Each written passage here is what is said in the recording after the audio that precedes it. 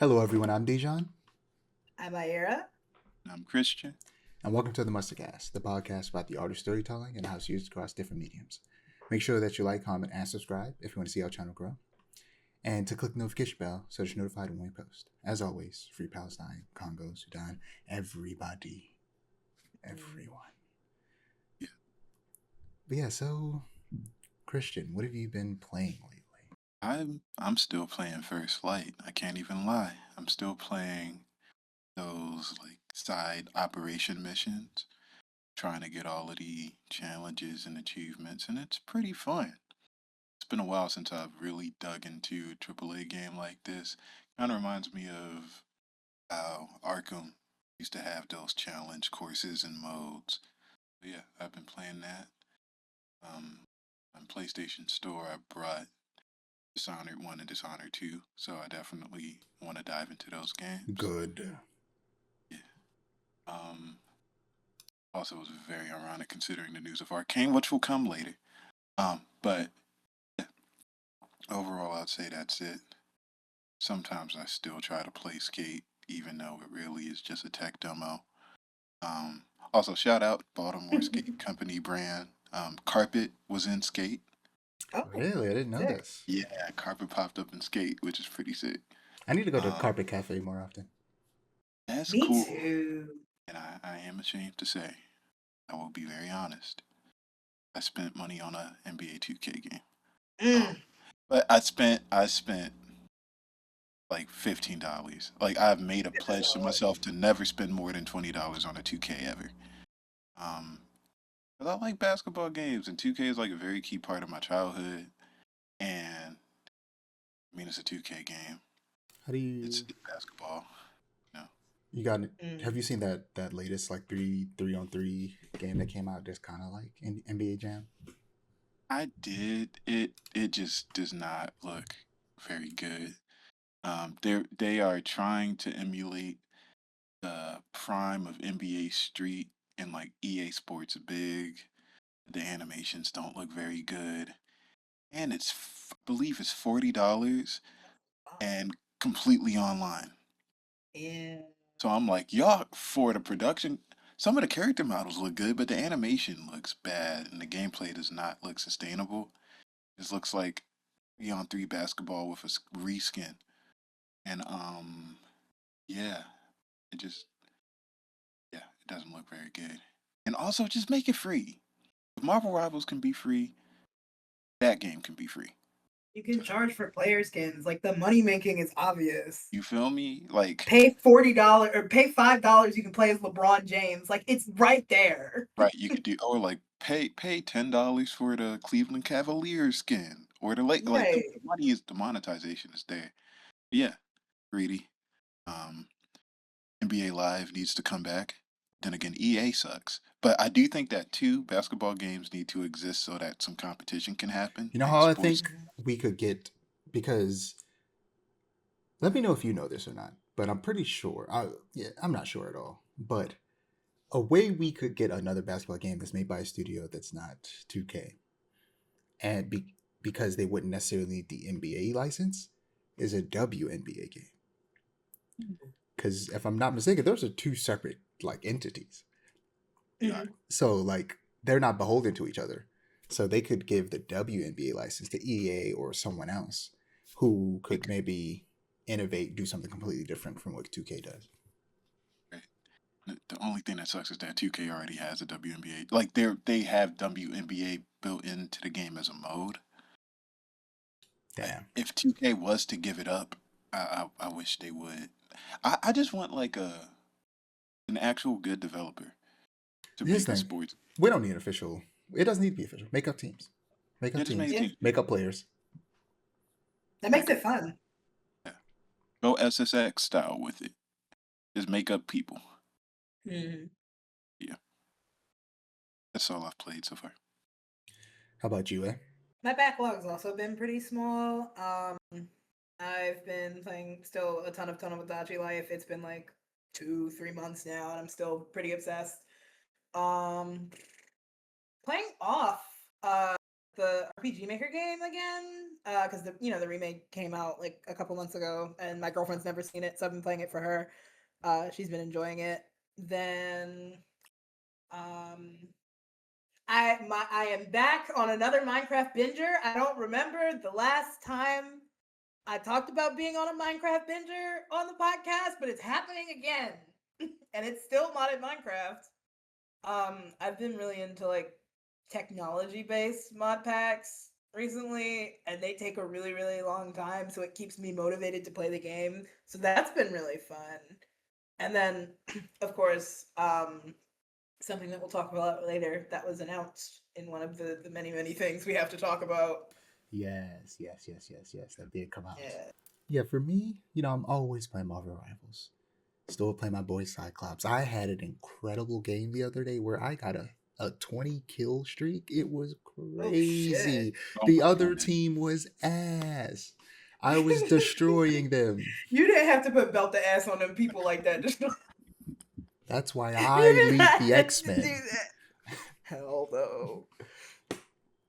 But yeah, I hopped back into Ninja Gaiden Ragebound, the side-scrolling Ninja Gaiden game that came out last year. Because I got like a couple levels left I need to finish in that. So yeah, started playing that a little bit more not too long ago. I played the most recent what do they call them? The what are those Hitman assassinations called? The like celebrity ones? Like World of Assassination or something in that vein, I think. Yeah, I did one of Forget. those, and it was Wiz Khalifa, and it was very quick, very easy. I wish there was more to it, honestly. But yeah, I did that. Hop back into Hades 2 because, and I was gonna send it to you, but I was too into it. Uh, but there was a Hades anniversary orchestra that they Twitch streamed, and it was awesome. I It was bet. so cool. Sounds cool. They were playing music from both games, and they played a little bit of music from other games that they made, and it was phenomenal. I Maybe I should hop back unfortunately on I had Hades. to listen to some songs that I've been avoiding hearing because I didn't want to get spoiled on certain songs that are in the game until I got to them, like the credit song for Hades 2. Mhm. But I was like, I was gonna mute it when those songs came up, but I was like, you know what, I'm just gonna be in a moment. I'm just gonna let it happen. Uh, so I listened to it. It was great. So after that, I was like, I need to play Hades 2. So I hopped back in Hades 2, and I got back up to the top of Olympus, and it was, man, it was a great run. It was great. What weapon did I have? Was it the Umbral Flames, I think, and I was fast as fuck, boy. It was why I was so fast. I had speed upgrades from Apollo and Hermes, and I was like, I'm focusing on speed, and I was Marvel's very Lightning fast. McQueen. Yeah, it was a good time. See, you're planting the seed in my mind. I don't know if this was purposeful. You're planting the seed in my mind. I'm like, maybe I should hop back on Yeah, Hades. I've gotten to the I don't point to even remember where why I stopped playing it. I don't need to go back to the top again. I just have to go to the bottom. Not Oh, again. I'm gonna have to do it maybe a couple more times. But essentially, I but got to the for the top. foreseeable I got to future. the top, got an item from the final boss, and then everybody else said, "Yeah, you don't really need to come back up here anytime soon." And I was like, "You're right." And now I'm gonna go kill Kronos. Nice. I played the demo for the Eternal Life of Goldman. We've talked about this game before, and I've sent like trailers for it before. I should have sent another one, but if you want to look that game up, the Eternal Life of Goldman, it is really cool. It is a fully like 2D animated, like fully 2D animated Oh um, wow. side scroller that takes a lot of inspiration from the DuckTales games. The main character is an old guy who has a cane that you can like swap out parts on the fly, and he bounces around on it, and it was very fun. And I stopped at a certain point because I was like, I don't want to play anymore because I just want to play it when it comes out. And I Ooh, think it's that's the mark of a coming good out, demo. yeah, sometime Yeah. this year. It was really good. And lastly, I decided to once again try to play Control. I played Control a long time ago. Not too long after it came out, I got it on like a discount, and I wasn't messing with it. I didn't really like it.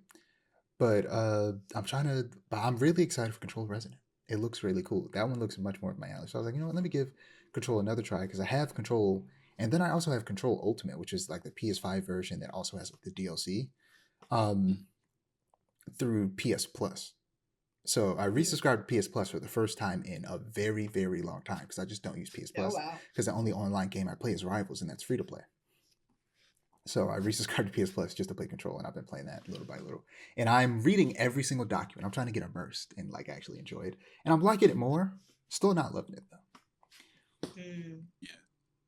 Control has been in my backlog for 4 years, and I've still not finished it. I would just try to go back to it again and feel like I would just ask if I was missing something. Yeah, Still it's feel like it's it's it's weird to play a controller is. game where everybody loves it and you're like, I don't get it. I'm I just genuinely trying. I don't get it.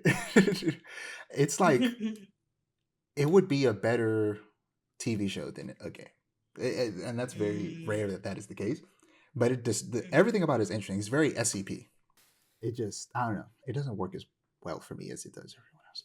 Especially the combat. I think people really love that combat, and I'm like, it's like a worse version of Infamous Second Son. Ooh, Like yeah, I don't know. We'll see. I'm not hating it, but we'll see. We'll see completely. if I finish it. But yeah, this episode we are talking about something that is a month in the making. God. All of the summer game showcases that we did not talk about because they happened a month after we recorded and uploaded the last game episode because we do each section once a month. What we've decided to do is split it into two because there's a lot. So for this first episode, we're going to focus on the Nintendo Direct and the PlayStation Showcase that happened. And next episode is going to be the Summer Games Fest and Xbox Showcase. So that would be cool.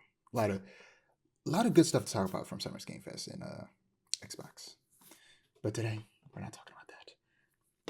But we're gonna actually start with some more recent news that happened after all the Summer Games Fest stuff, and that is the Steam Machine the price has been revealed specifically. Steam Machine was revealed a while ago, but now we have an official price, and it is $1,000 and basically $50. Let me get the exact number. It is $49.99. It is $1,049.99 specifically for the 512 gigabyte version. No controller, which is insane. Let me just read how they describe it on the website.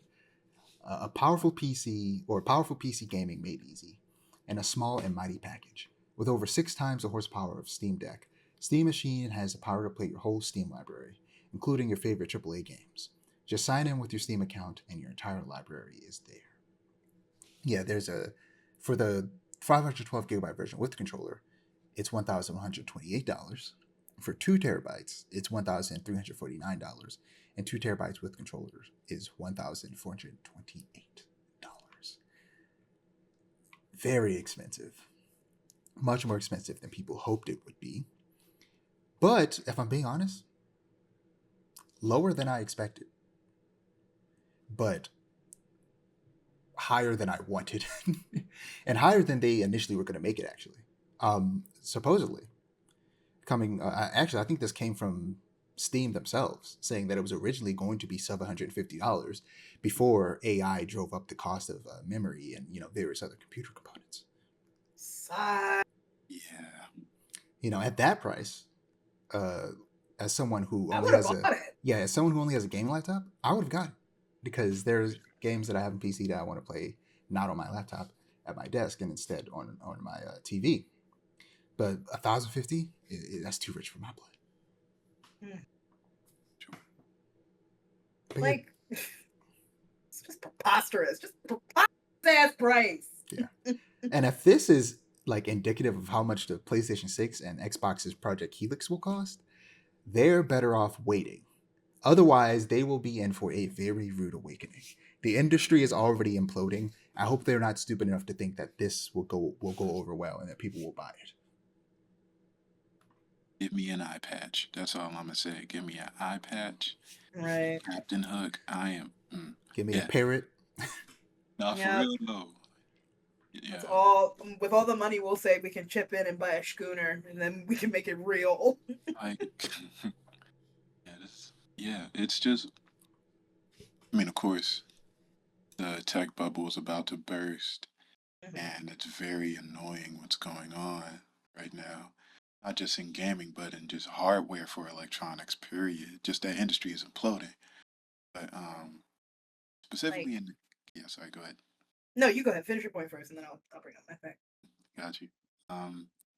Yeah, specifically in the context of the Steam Deck, because we are definitely going to get into tech and just like the industry as a whole in a bit, but it's something made for the average consumer who doesn't want to do nitty gritty computer stuff, but it has an intermediate and enthusiast price. It's just the pricing combined with the messaging of what they want the device to be extremely conflicts. And it's like if you're paying over $1,000, and that's for like the low storage option. It's like 2 terabyte. I think is around 1,500, or like 1,200 to 1,500. So it's like if you're paying that much, You just might as well buy build a a PC. computer. Yeah, Yeah. like just build a PC and just have the enriching experience of doing that. Um, 1350. that is insane. Just build a PC. Just go to Micro Center and hook yourself up something. Right, right. Yeah, and the That's thing the nice is, man behind the counter. Like, yeah. because I just, it's not even Steam's fault.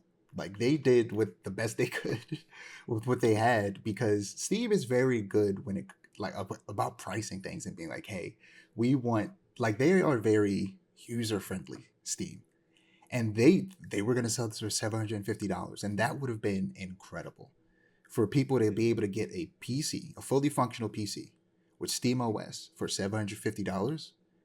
That's a steal. Yeah, But with just the price of Yeah. components, the reality is, here's the reality, because people have like been like, oh, let's try and make something comparable for less money. Everybody who's done it has made a worse machine, or it barely costs less. And the reality is, if you do want something on that level or better, with how much components cost, it would be more expensive than this. So this is them lowballing it in comparison to how expensive PCs have actually got. yeah, no, for sure. But it's like, God, just the state of tech right now is terrible. Like, I've been looking, so I've had my computer, like my desktop, for cool, like, I think 4, maybe 5 years. And like, my whole aim in buying it was buying it at the, like, it was at the time a very, very capable computer, right? And it was because, back in our day, computers used to last. Like, you could use an old machine for like years and years and years because it would still be functional, right? Like nothing would ever go obsolete so quickly that like you can barely use the thing, right? Um, and like I said, it's only been 4 or 5 years at most, right? And now I'm having to shell out almost like double the money that I paid for the thing to make it run at a capable level, and that's unacceptable. Yeah, I think, and the thing is, I think the Steam Machine has opened the door for something I do want to see a lot more of, which are these pre-built PCs that aren't meant to be upgraded or, necessarily have interchangeable parts in any way, shape, or form. Though I do think eventually we could see a version of this that does still allow for some type of, modification. Mm. But yeah, just opening the door for other tech companies to start doing this. Like it would be interesting to see. We'd probably see more like a Asus or a Razer, like Yeah. already like these tech companies that already make gaming stuff start to do this. But it would also be very interesting to see an Apple or a Samsung Mm. or OnePlus or even Google. Well, I know they tried to Stadia, but that's a different thing. Yeah. I feel like Like, Samsung could definitely pull it off, yeah, I think if anybody. seeing like Good. these other bigger, not even necessarily gaming or yeah, game specifically tech companies try and make a PC that's built for gaming that is meant to be plug and play in the same way that a console is. And maybe that's where Xbox is going, but that's a conversation for literally the very end of the next episode. Yeah. But if you guys don't have anything else to say about the Steam Machine, we're gonna move on to Yeah. Grand Theft Auto 6. Yippee! It's crazy we didn't get a trailer alongside this news, but we know how much it cost, and it will indeed basically be $100. It That's technically crazy. retails at $80 with an Ultimate Edition that is $100, but everybody paying attention knows it's really $100. You're basically paying $80 for 80% of the game, and that remaining 20% you got to pay an extra $20 for. Mm. So the Ultimate Edition includes exclusive vehicles and storage, access to 2 exclusive vehicle customization shops, um, classic cars collection side activity featuring restoration projects, including 4 Ultimate Edition exclusive vehicles, exclusive weapons, additional missions and activities, which is crazy. And there's also I deleted it by mistake, but there's also like exclusive like customization for the characters, like clothes as well as like tattoos, and like certain stores are gated behind the like $100 version, and that is That's insane. crazy. There's gonna be people Right. who, of course, naturally buy the $80 version because it's the cheaper version, and you like every other game that has like an Ultimate Edition, you don't need it. Like it almost never matters, and they're gonna like walk into a store and get shot because they didn't pay $20 more. Right. And that's insane. And also, the physical version of GTA 6 will only include a digital code. No disc will be What? included. Something else that's going to be happening somewhere else, but we're going to talk about that later at the very end of the episode. Mm. Yeah, that's stupid. Just don't make a physical version. Just don't do that. If it's not going to have anything on it, why even? Why? Yeah. There's no purpose. I guess it's for the people who don't know how to buy games digitally somehow, some way, and want to play Oh, GTA, and they walk into the store and expect GTA to be there. Mm. maybe. Yeah. I, especially people who are probably going to go into like a Best Buy or a Walmart to like buy a PS5 and GTA. But like the people who are going to do that, like GTA has placed all their cards on PlayStation because they've seen that Xbox is fucking up and they're about to be gone real soon. So like Yeah. in one of the trailers it says best played on PlayStation. Like they are really hedging all their bets on Oh. PlayStation because they know Xbox is about to be out of here. So there's 100% probably going to be a bundle for the PS5 Yeah. or the PS5 Pro and GTA 6. So There I feel like definitely. there's no point in there being a separate physical edition. There should just be digital and the bundle that comes with a digital code. Yeah. Like, yeah, it's just like if I'm being honest with you, I'm not even that mad at there not being a physical disc. Just don't make a physical version if it's not gonna have a disc. Yeah. Don't try to trick people. Don't lie. What's the point? But yeah, Grandma gonna be confused as hell when she buy that for her grandson. what do you guys think about the price and all the screenshots and everything else? Because there's the why is it so expensive side, and then there's the but at the same time it's GTA 6 and I'm excited side. Oh, yeah, for sure. It's this is the most excited I've been for a game, but this is also the most irritated I've been by a company in a while. Um, because along with the release of the game, of course, you have the pricing situation and the lack of a physical disc. But also, just the behind the scenes in regards to Rockstar potentially being union busters and like that ongoing legal dialogue that's been going on in the background. And at the same time, I'm seeing some of the coolest images I've seen for a game. And then also, like, this game looks incredibly cool and the technology looks great and it looks like a cool piece of art. And then, like key points of gameplay or missions or experiences are being locked behind a paywall. And also, it's like people are going to buy this game. Wh- They could have priced this game at $30 and they still would have made $25 billion. Like people are, Yeah. it's the most hyped video game. It's the most hyped piece of art in the past 50 years. So like, it's I mean, Take-Two Interactive is greedy, and I do think that this was a greedy move to like unofficially but officially say that the game costs $100. Um, and it is hype and it is very cool, but opening pre-orders for $100 for a game and you haven't shown anyone gameplay of anything except a few images, that is kind of crazy. Very It crazy. does kind of Like look I'm not wild. pre-ordering this game until I see gameplay. Like Right. exactly. Because at this point, I don't even believe there's a game. Right. Like I'm sure that GTA 6 is a game that exists. But like the only game, it's crazy when this game comes out in a few months and we've only seen leaked gameplay of it. Like it's Yeah. just it's wild. You need to give me like an So hour of gameplay. like a Yeah. full on thing, and it's $100 and the game don't even start with multiplayer. Like Right. we're paying $100 Like for yes, a single player I think experience. that people would be much more. They like, you know what? It's also coming with this big multiplayer. $100 makes sense, but no, it's not. Like we probably unless not getting unless multiplayer is free to play. right, which I maybe I doubt. Who knows? Yeah, they do. I doubt as well. I am firmly in the camp of this. I don't care how cool it looks. This game is prohibitively expensive. Video games should not cost $100. Period. It doesn't matter what it is.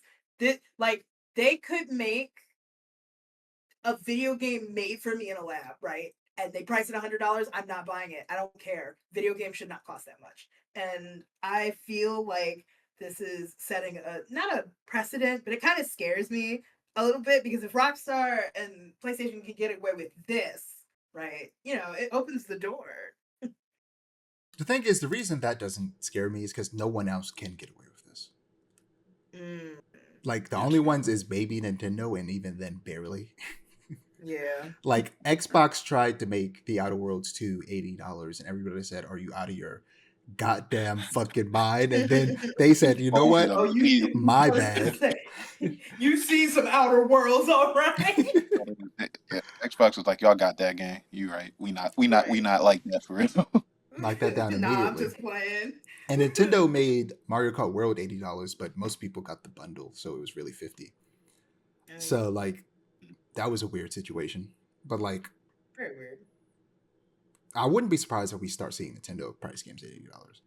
But I'm not buying no damn Nintendo game for $80. I don't care. I'm saying this as a guy who really, really likes Nintendo. I'm not paying $80 for a Nintendo game. I wouldn't be surprised if the next mainline Mario or Zelda are $80. They should get rocks. I'm not paying $80 for a Nintendo game. If they made Mario Kart $80. I'm sorry, Miyamoto. I'm getting that iPad, yo. I'm saying Yeah. Y'all gonna have to file a patent against me. At a certain point, they're just gonna they're gonna price out a significant portion of people. And it's like, yeah, things like it costs more and less people are buying it, but it's not gonna equal out unless you like start charging $200 for a game and like have as many people are buying the games. Like, yeah, it's not gonna work out the way they want. And also, like another reason is like a lot of companies are going to stop making physical games, but the games are going to cost more. That it should be the other way around. Like if there's no manufacturing cost, these games should be like $20 less. These games should not be $70 to begin with, let alone approaching Right. 80 and this being 100. Which is Doubly hilarious. so because there's no ownership over them. Exactly. It's like we're paying for temporary ownership or something. And it's like when you really think about it, it's like, yo, we paying for some terabytes. Right. We paying We We're pay paying for for ones Google and storage. zeros. Right. $80 for some ones and zeros. Like, no, for real. I'm paying I for can't think Western about it. Digital. Like, I can't even think about it. I'm Like I feel like Texas Instruments. I feel like $80 should be the cost of the physical game, and then the regular game should be 70. I'm not mad at them going, yeah, we're gonna give you a disc, but we don't really want to make disc, so we're gonna make it cost more. So if you do want a disc, you got to pay like an extra $10. But if you don't, And that makes it's sense. cheaper. Like I'm not mad at that, but no, that's not what they're doing. They're getting rid of disc and going now. You pay $80 for a game. It's like, brother, no one's gonna play your game then. Obviously, that's not the case with Exactly. GTA, but no one else could get away with this. Everyone else, like people are gonna look at other people and go like, "Are you dumb?" No. Right. Exactly. I'm not paying $90 for the next Assassin's Creed. I'm sorry. I'm not Nope. doing it. No one is ever gonna pay that much Well, money for Assassin's Creed. I actually even trying that gold edition, platinum edition stuff for years. Yeah, nah. Sorry, Ubisoft. We really paying $90 for PNG files. Yeah. But crazy. yesterday at work, I introduced our coworker Matt to Fable and its world, and now they are very excited for that game. But the reason I brought it up at all was because Fable is doing a lot of what I want GTA 6 to do. We'll talk a lot more about Fable in the Xbox section, but Fable is basically to European fantasy what Red Dead Redemption 2 is to the Wild West. It's a fantasy simulator where also I don't think I sent it, but you need to watch the 30-minute gameplay video because me and you talked about Okay. this. Because We you said Red Dead Redemption, but sword and sorcery, and my eyebrows shot up. but Okay, I'm listening. but then I'm tuned in. I'm locked in. the last time me and you talked about Fable, we talked about how you might not be as into all of the combat, but you'd be into like the life sim version of aspect of it. And that the 30-minute gameplay that they showed after the Xbox game showcase, which like I said, we'll talk about in the next episode, got into that life sim stuff. And you could start a family. You could, if you have the money, you could basically buy every building in the whole game. I can be Um, there. You could be gone, and Okay, you could that's all I needed to hear. buy businesses and run businesses. You could be a landlord. You could kick people out of the house. You could raise the rent. You could be a good or a bad landlord. That's crazy. And then you can get married and have children. And if you do the wrong thing, maybe even get divorced and lose custody of the children. No. I don't know if you use custody of the Fable children, divorce? but you could get divorced. Yes, you could get divorced. It has like all of the best aspects of like a Stardew Valley, but it's also an action game. And it's like we've talked about before, like a game like Stardew Valley, but third person camera, AAA graphics, like that's something that I think a lot of people would be into. We'll go crazy. And that's basically what this is.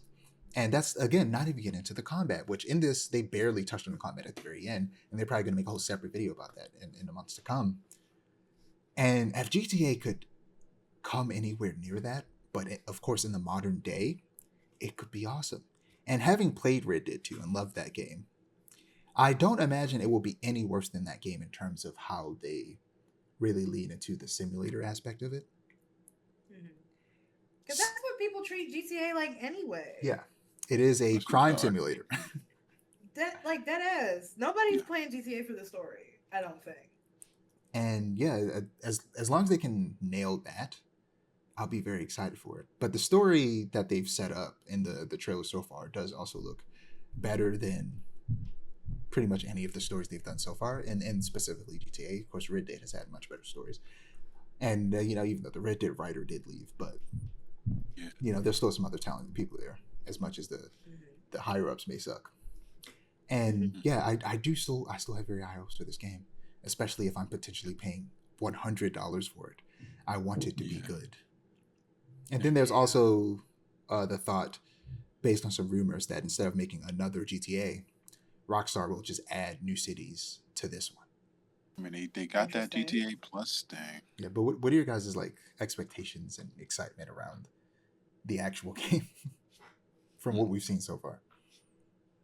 I'm excited to see other people play it. I think all the fun videos that'll come out, I know. And honestly, low key, this is kind of a pipe dream kind of thing. I hope there's more crime, like more crimes you could commit specifically. Like, let me get a felony misdemeanor for like jaywalking or something crazy. I don't know. Illegal I just park. like, yeah, like stuff like that. Like, I just think it would be fun for the funsies.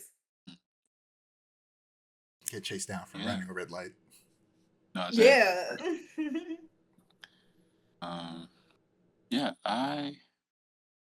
Story-wise, I am interested in the game. Red Dead 2's story is great. It's a very good story. And I do hope that the story in GTA 6 is up to that level and potentially surpasses it again, because it's $100. So I do hope that it surpasses it story wise. I think that Red Dead 2, there are some deep mechanics in that game. And of course, it's not like a Stardew Valley or anything of that sort where it gives you that much control. But I do hope for some very good immersion. Hope for some immersion. I hope for it to be engaging. Hope for the I hope for the gunplay to be good. Um, Yeah, the gunplay has always been all right, but yeah, like, it's okay. yeah, these are also the people that did make Max Payne 3, so it's like y'all can do better. Like Exactly. if we could get Yeah, like for a sure. like Max Payne level um gunplay in a Rockstar game, that would be awesome. And like, yeah, I do want to be able to like buy businesses, like buy a strip club and like run a strip club, or like a corner store, like a gas station. Like I want stuff like that, Oh, and you could always, of course, GTA Corner Store would go yeah, you crazy. could always like buy homes, especially online. I want that to be a bigger thing, like buying your own house and like decorating it or something like that. That could be really cool. Like, yeah, I really do want them to expand on that aspect of it. Yeah. Well, moving on to the Nintendo Direct, and we're gonna start off with Rhythm Heaven Groove. Take on over 80 games and challenge your rhythm in single player or play with up to 4 friends and get into the groove with over 30 co op and competitive rhythm games. And it launched, well, I guess it launches tomorrow, but I didn't know that. I forgot. I'm so excited. Oh my gosh. yeah, it comes out July 2nd as recorded. We're recording first. So, yeah. I've not watched any of the reviews, but I've seen them pop up on my like YouTube timeline. Have you seen any of the reviews today? I've been avoiding everything about this game. I Fair want to enough. go into it completely Fair enough. blind. Yeah. I'm like, I don't want to see nothing. I just want to play it because I feel like I'm okay. I don't know if I've talked about this on the podcast before. I'm a huge Rhythm Heaven fan. Like I am locked. I'm finger on the pulse. Like I was playing the unreleased first Japanese game in middle school on my crappy Android phone, right? Like Rhythm Heaven down, okay? And the last game we got in the series was Megamix for the 3DS, and that game is cheeks, right? And so I want no influence on this because it's like, I feel like on one hand, it'll be like, I'll see stuff and I'll be like, this doesn't look like what I expect from a Rhythm Heaven game, and so it's probably going to be bad. Or everyone's saying it's good, so maybe I have to go into it with the expectation it's going to be good. I'm like, I need to form my own opinion. Desperately. But I am excited. Yeah, I think it Understandable. looks cool too. Yeah, and A is definitely giving me a crash course on Mhm. Rhythm Heaven, I and put Christian on. yeah, they definitely put me on. And those games are fun, and it would be cool to have a modern format to play them. Because Mhm. yeah, I got the rundown about how some of those releases are not as good. But yeah, multiplayerism having game does seem fun. I was about to say, it's actually not the first time Rhythm Heaven's been multiplayer, believe it or not. Really? Rhythm Heaven Fever for the Nintendo Wii had multiplayer games. They're not the best, but they're Okay. decent. They're pretty fun. Okay. Yeah. That is also exciting though, because they haven't come back for a while. Like they were in Fever, and then they haven't been in any other Rhythm game before or since. So I was like in Fever, I was like, yeah, it's pretty cool to be able to play the game with like people that are sitting in the room with me. So I'm glad they're bringing that back. Sick. That is cool. You know how Mhm. like up to how many players? For Fever it was 2. Okay. So up to 4 is like really interesting to me, especially because like even with 2 players, like the rhythm games got really really complex because it's like you have to keep track of your own rhythm, but then also your partner's rhythm at the same time for some of them. One in particular comes to mind. It's like you both have to row. And sometimes you row in sync, but sometimes you don't, so you can like turn. It's interesting. But I'm thinking about how complex the games will get with 3 and 4 players, and that excites me but also scares me. Okay. I'm excited to hear more about this on the next episode of the I was The gonna game says, say well, actually, on Friday, I guess we can talk more about it, and I could add that back coming in. out. Yep. Coming out tomorrow means A's gonna play it at midnight, actually. Fair enough. Rhythm having at midnight is crazy. Yeah. Celebrate shrug. 4th, or well, no, I guess 4th of July is Friday or it's Saturday. So never mind, because I'm saying Celebrate 4th of July Eve. yeah. But yeah, next we have Orbitals. Join forces with a friend to bravely navigate this wild co-op retro anime adventure together. You'll step into the shoes of the daring duo Maki and Omura as they journey through space. Will you be able to save their home? This is coming to exclusively to the Switch 2 on September 3rd this year, 2026. And I have been very excited for this. I don't know if you guys, if you've checked out the trailer, Christian, but me and A have talked about this game a lot. Very, very like almost Akira Toriyama style art. And it's, you know, the like 3D models, like 2D textures and effects. It looks really cool. It reminds me very much of It Takes Two.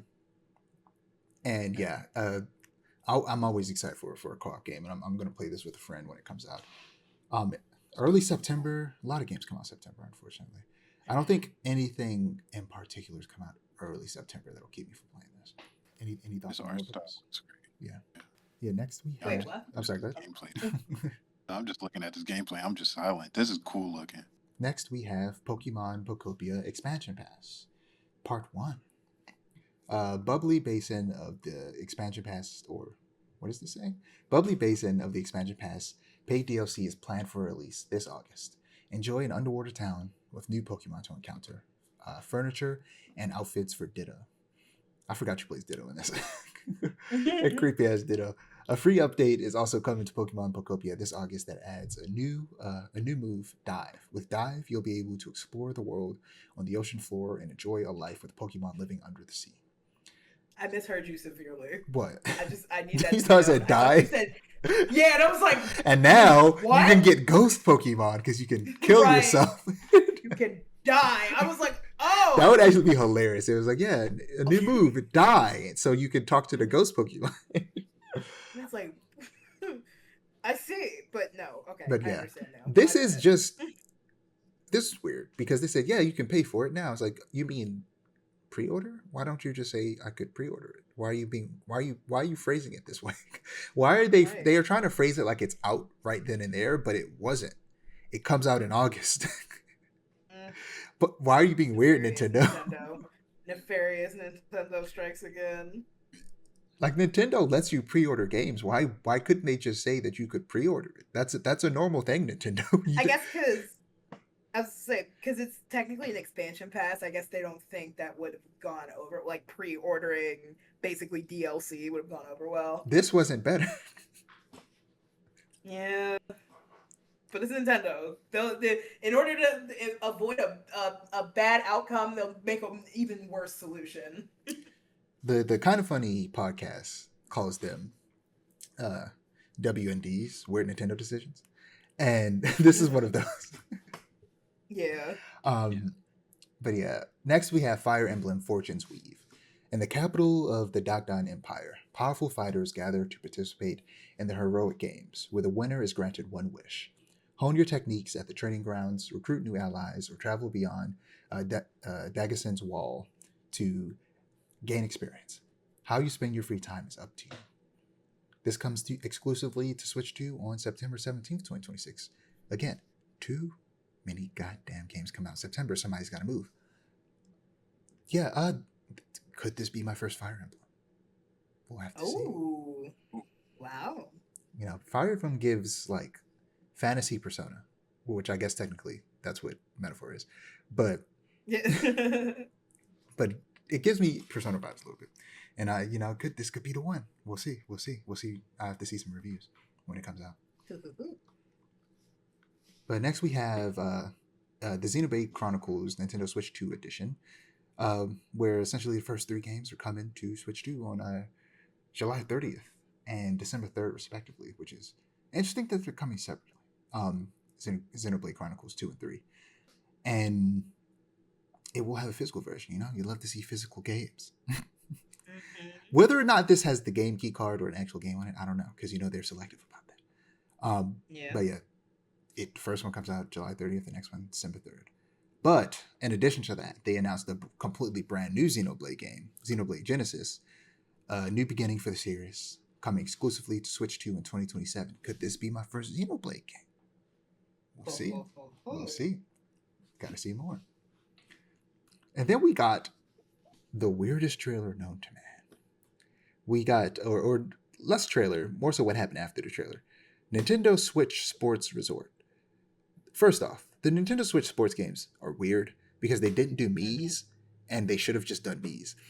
It's weird that they didn't do Mii's, and they did a different character like customization thing, and it's not as good. Welcome to Woohoo Island, home to all kinds of sports. There are 12 sports to choose from, all with intuitive motion controls. Use the Joy-Con 2 controllers as rackets, bows, or even handles. And it's going to be exclusively on Switch 2 on the October 22nd. And there's a thumb wrestling game.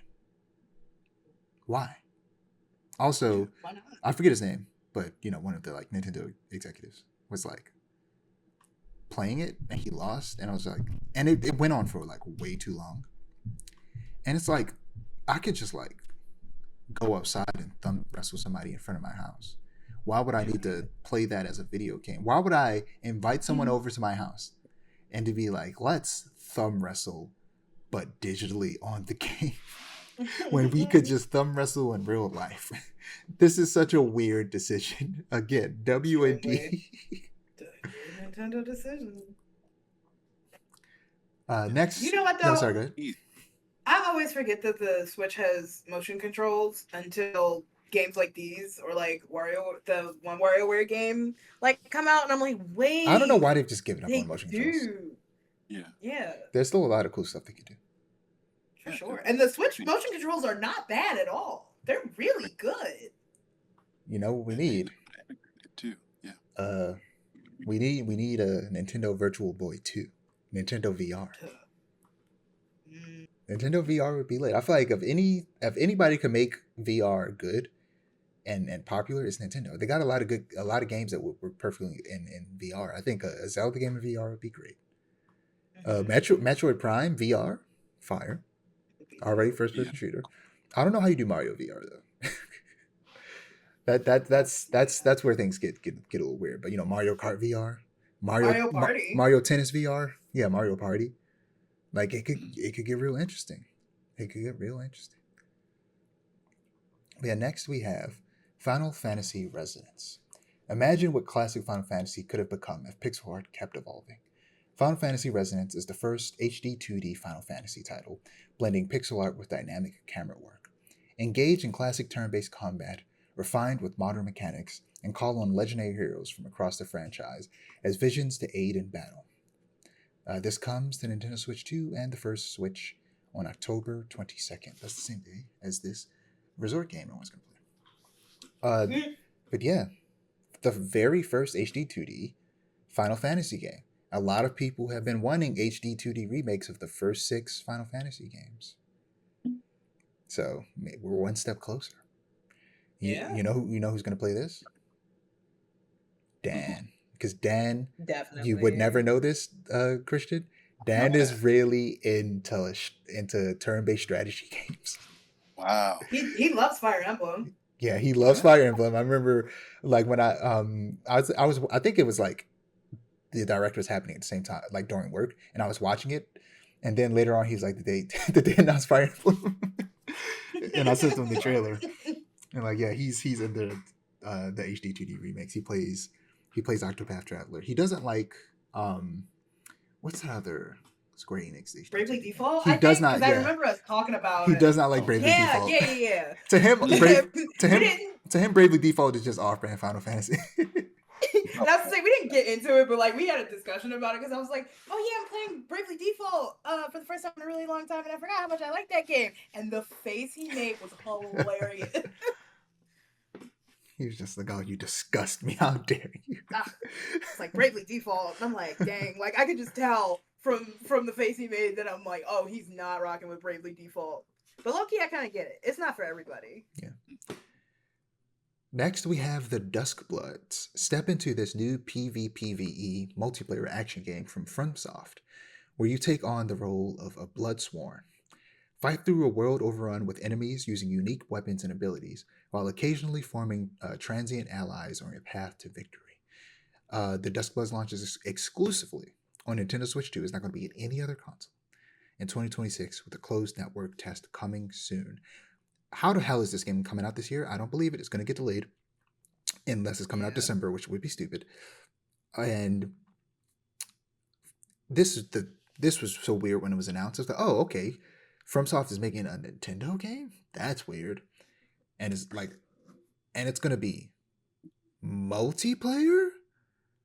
The company that has the worst online service in the world decided to get FromSoft to make them a game.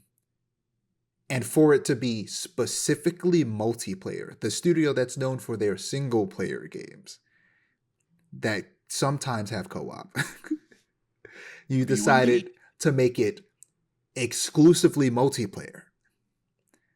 Again, yeah, W&D. Like, what's happening? Right. Like, whose decision was this? Was it Nintendo's decision or is it FromSoft's decision? Because this was Miyamoto's decision specifically. This is crazy.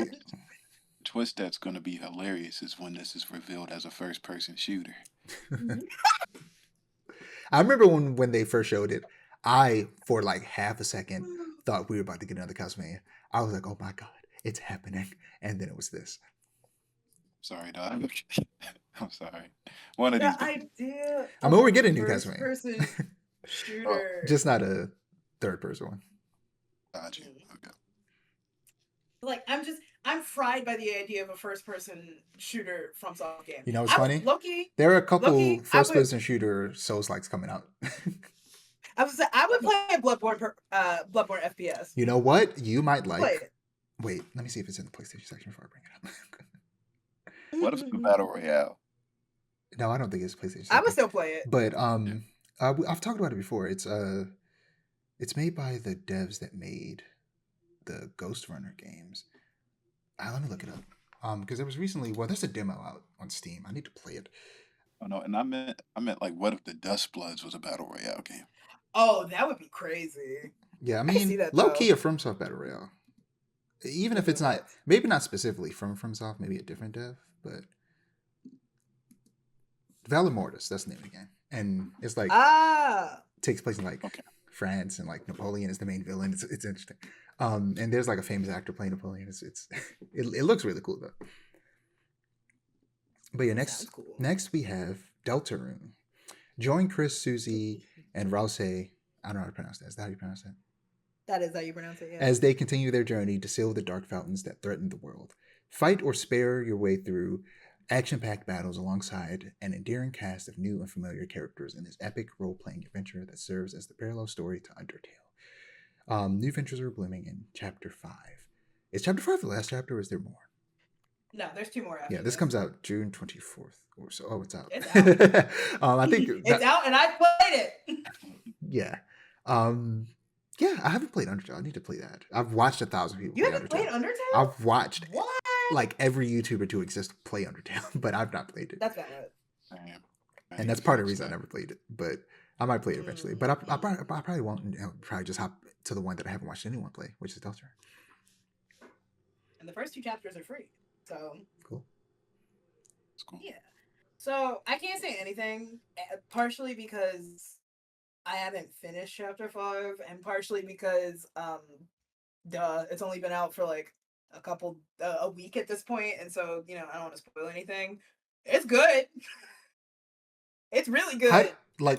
How does it play in comparison to Undertale? Is it like the same? Dijon, I am in the uniquely difficult position of I cannot tell you that because it would be spoilers. How? Ooh. How would that be spoilers? I can't tell you. It's spoiler. You should be here when we talk about Witch Hat Italian.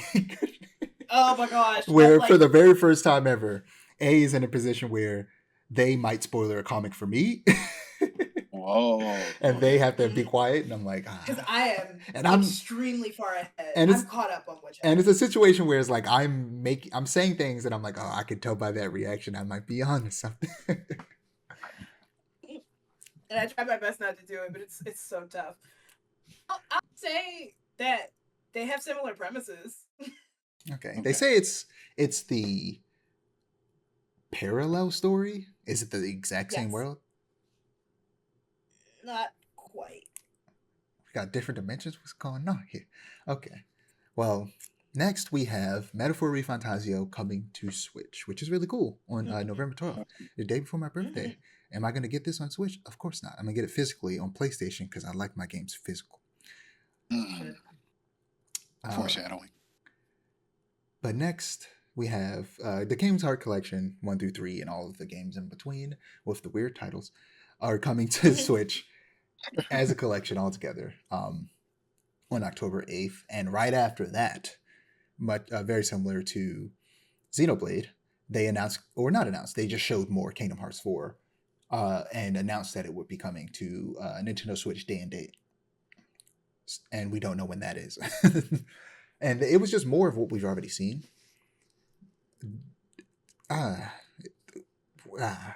What is this game? Yeah. Is it really happening? Show me more. Show me Star Wars. I know Star Wars is in the game. You can't hide it from me. Show me Anakin Skywalker right now. I saw an ATST foot in that first trailer. Everyone did. Okay, we're all nerds. I saw it before I even hopped online and people started pointing it out. I said, I know what that is. That is the Forest Moon of Endor. I'm gonna be honest. I was surprised this game still exists. I feel like it's been in development forever. Like they announced it for the PS4. Yeah. Could this be my first Kingdom Hearts? We'll see. Crazy. We'll have to see. If I see Luke Skywalker, I'm a pre-order. But last but certainly not least, for the Nintendo Direct, we have The Legend of Zelda Ocarina of Time remake. The Legend of Zelda Ocarina of Time will be reborn on Switch 2 in 2026. I don't believe you. Why do you keep lying to me, Nintendo? I don't believe the words that come out of your mouth. This game's not coming out 2026. If it was, why wouldn't you just show me something? Right. It's like that Uncut Gems meme. Why the fuck would you show me something if I can't have it? Like, right. Dead ass. Give me gameplay. Like, just show me Link walking out his house and then like, just do that. That's it. That's all you gotta do. Showed us him sleeping. He has a different outfit. That's interesting. And if that's indicative of what the the actual game's gonna look like, that's crazy. Also, you want to know? Let me tell you something right fucking now. I look at that and I go, "Hey, Nintendo, why isn't this just what the movie looks like? Why is the movie live action? Why doesn't the movie just look like this? Why isn't this just what the movie looks like? Why isn't the movie animated, Nintendo? This is what the movie should look like. Why is the movie live action? There is no reason to make a live action Nintendo movie. Sword and Sorcery always needs to be live action, according to Hollywood. This is what that movie should look like. Would you imagine if they like really dove into the art style and made something like that one Netflix film, Klaus? Just something with like a cool, unique, just like middle-age art style. That would be sick. It would. Instead, we're like, I'm gonna be honest. The images that we got look like fan photoshops. Well, none of those are like. All of those are test footage. None of those are like officially anything finished. That was like after they just casted those two, and they took photos to see what they would look like in. Yeah, we'll see though. But very vague reveal, especially for this to be the big thing. It's just like the title. Is this a safe space? Sure. Is this a safe space? I don't like it. Oh. Gasp. I don't like it. Why is this? And the reason why I don't like it is because it feels like Nintendo hired this man, right?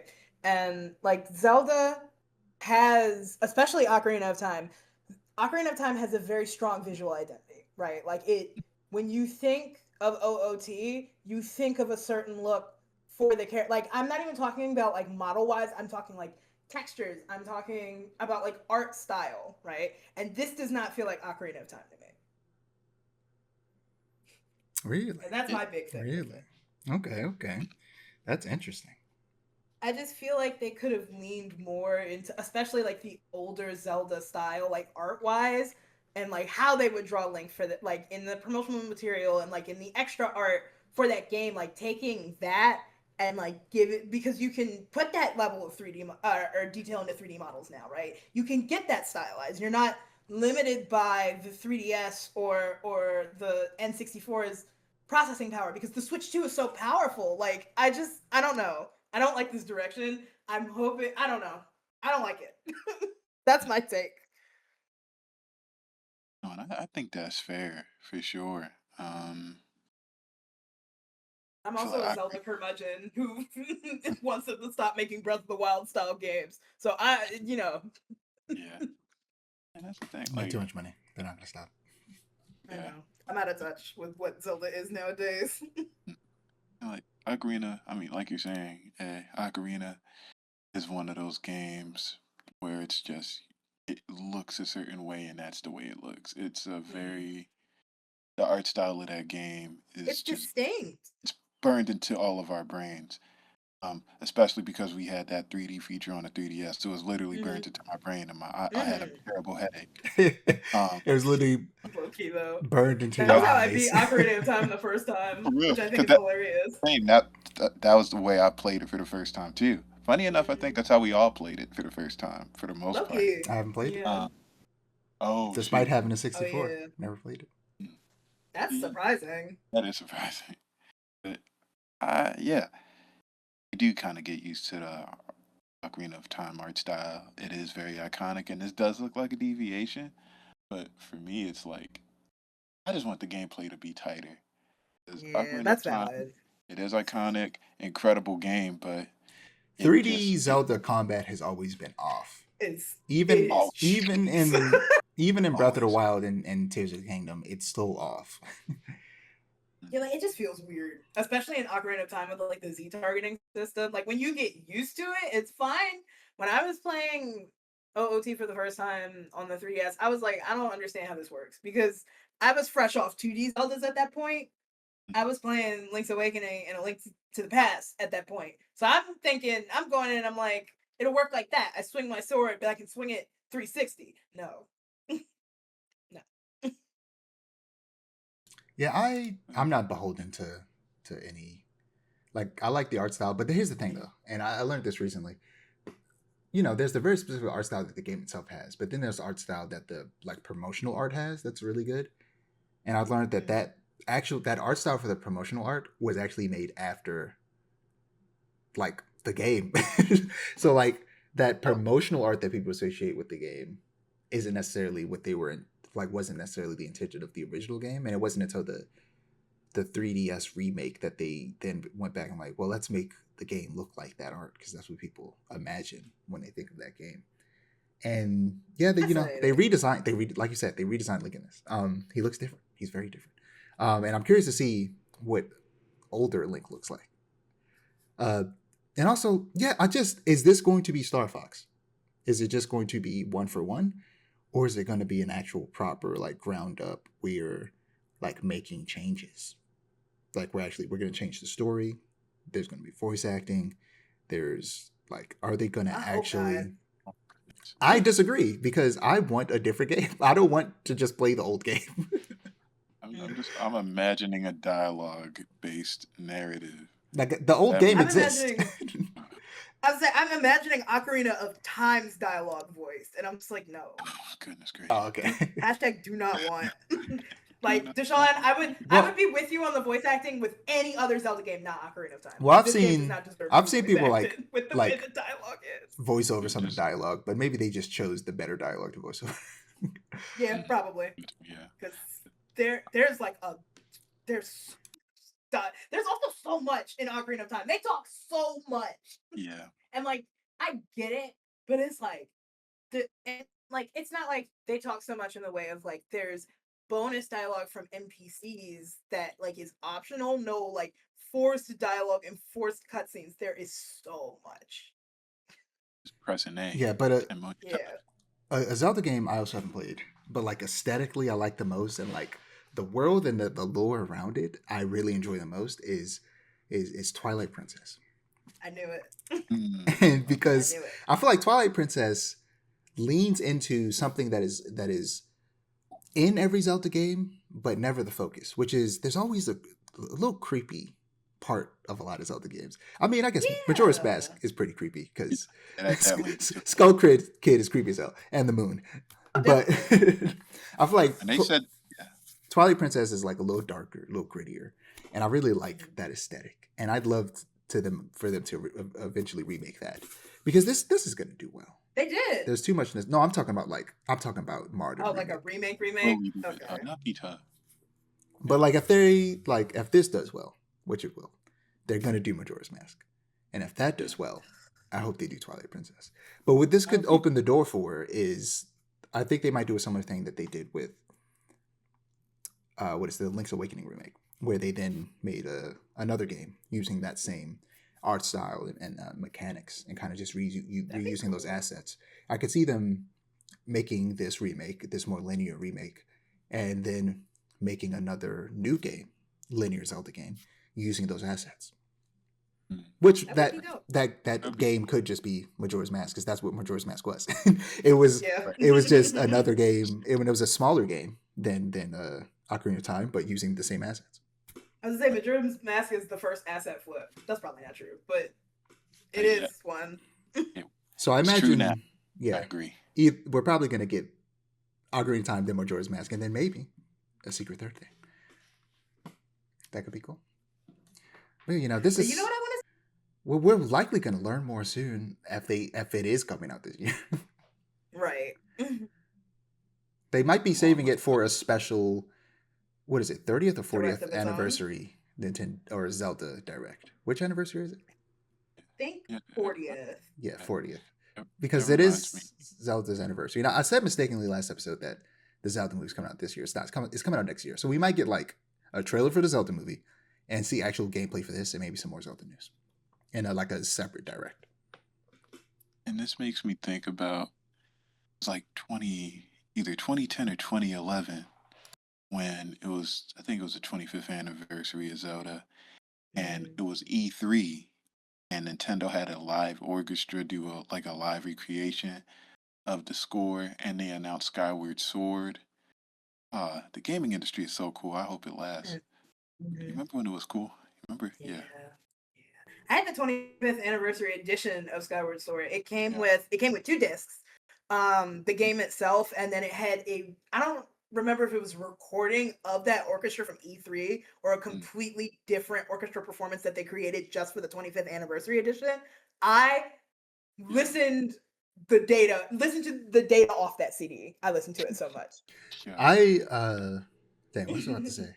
Oh, I still have my copy of Game Informer with the Twilight Princess cover from 2011. Oh, deep cut.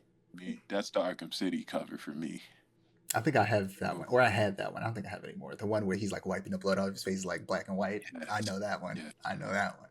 I was gonna say, this on the way, like you said, Twilight Princess Game Informer cover, and it like manifested in my mind. I meant Skyward Sword, but yeah. Skyward Sword? Yeah. Oh, Put it the in Skyward Sword one too. frame You know what I around. want to see though? On the topic of remakes and Zelda, I want to see an HD 2D remake of one of the older Zelda games, like the 2D ones. I think There's one in particular I'm thinking of, but we've buried. What this is it? conversation A Link to the about- Past? It's a Link to the Past. Yeah, We've I mean, talked about I how think they're they just are. gonna remake it in the style of the Link's Awakening remake. That would be pretty cool. I hope not, because that's what A Link Between Worlds was basically. Yeah, but I mean, why? I mean, look, if we want them to be If it ain't broke, don't fix if we want games at a steady rate, and for them not to cost too much, and for them to actually happen, we got to let them flip assets. Yeah. Yeah, we do. And hey, if If you flip the sample right, it sounds like a totally different song. This is true. But what do we have? Oh well, that's the end of that. So moving on to the PlayStation State of Play, which opened up with Wolverine.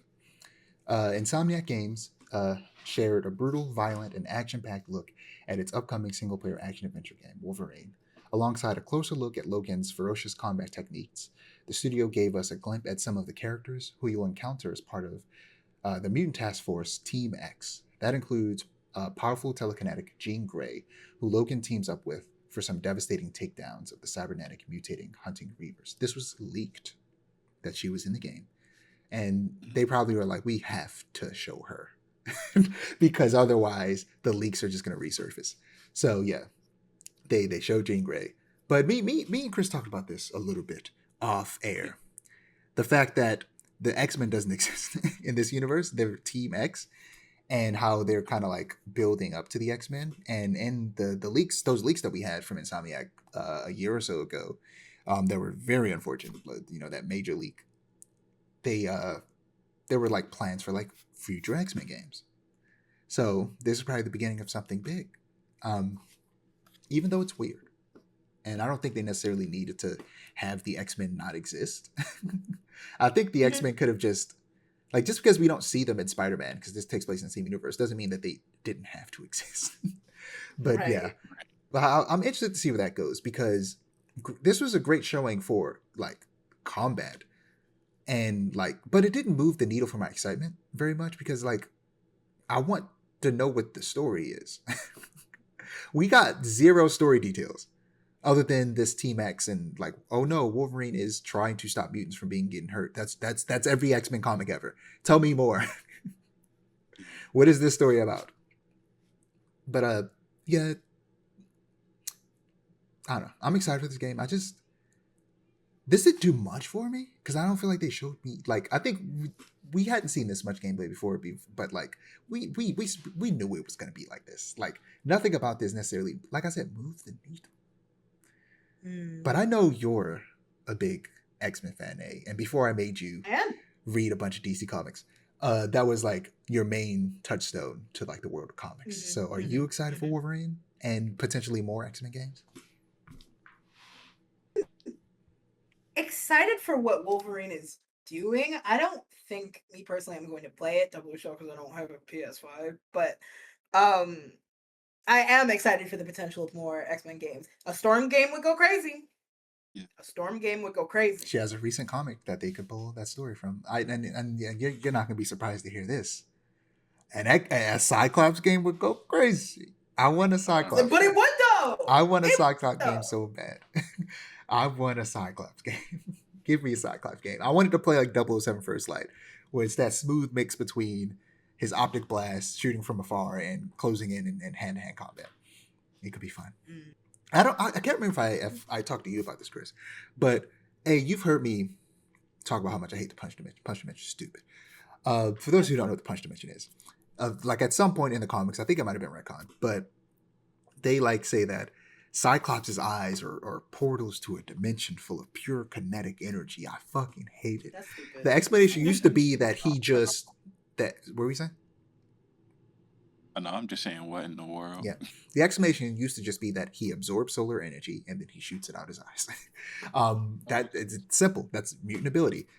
In my opinion, the reason I hate the punch dimension is because making it his eyes portals to a different dimension that exists out in a multiverse, therefore anybody can access it and has accessed it before. Because Magic's mutant ability is creating portals.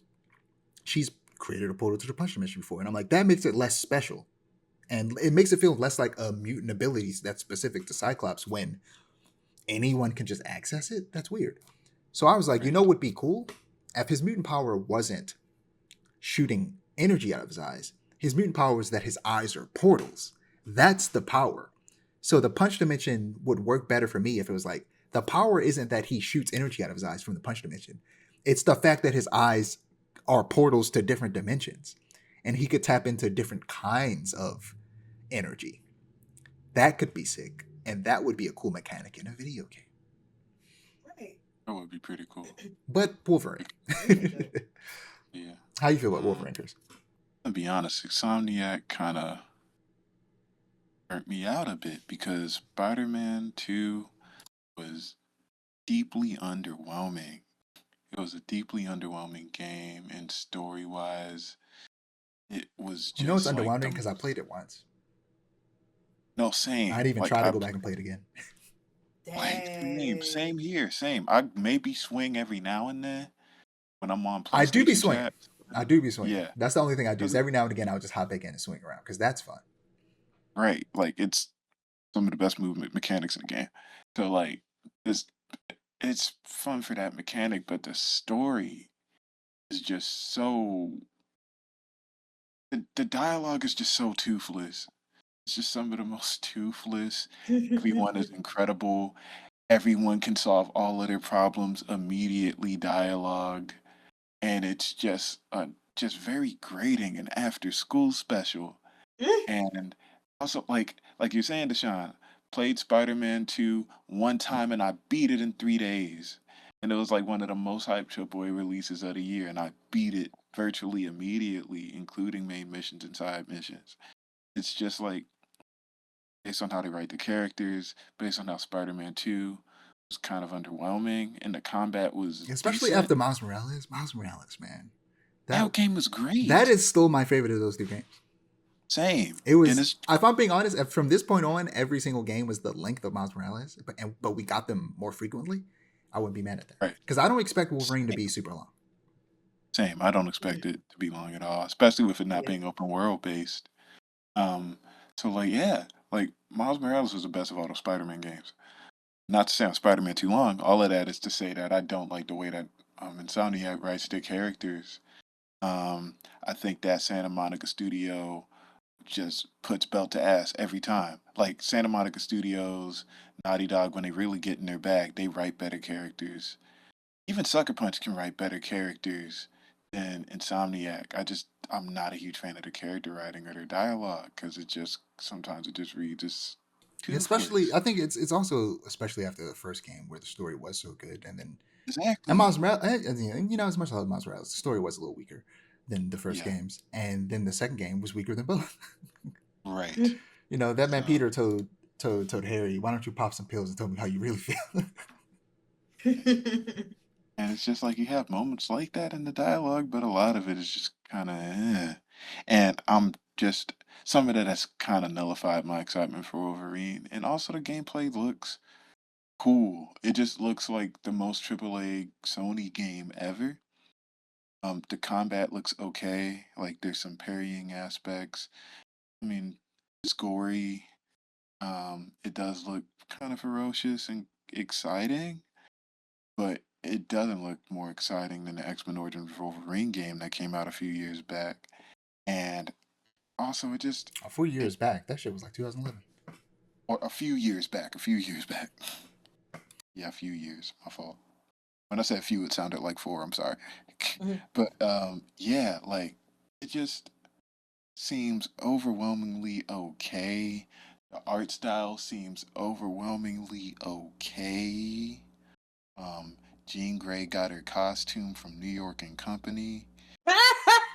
It's just like the most It's funny. okay She's looking been game. she's I heard been that name in she's years. being played by the actress who plays Jesse Faden in Control, the main character, who essentially You can has tell. Jean Grey powers.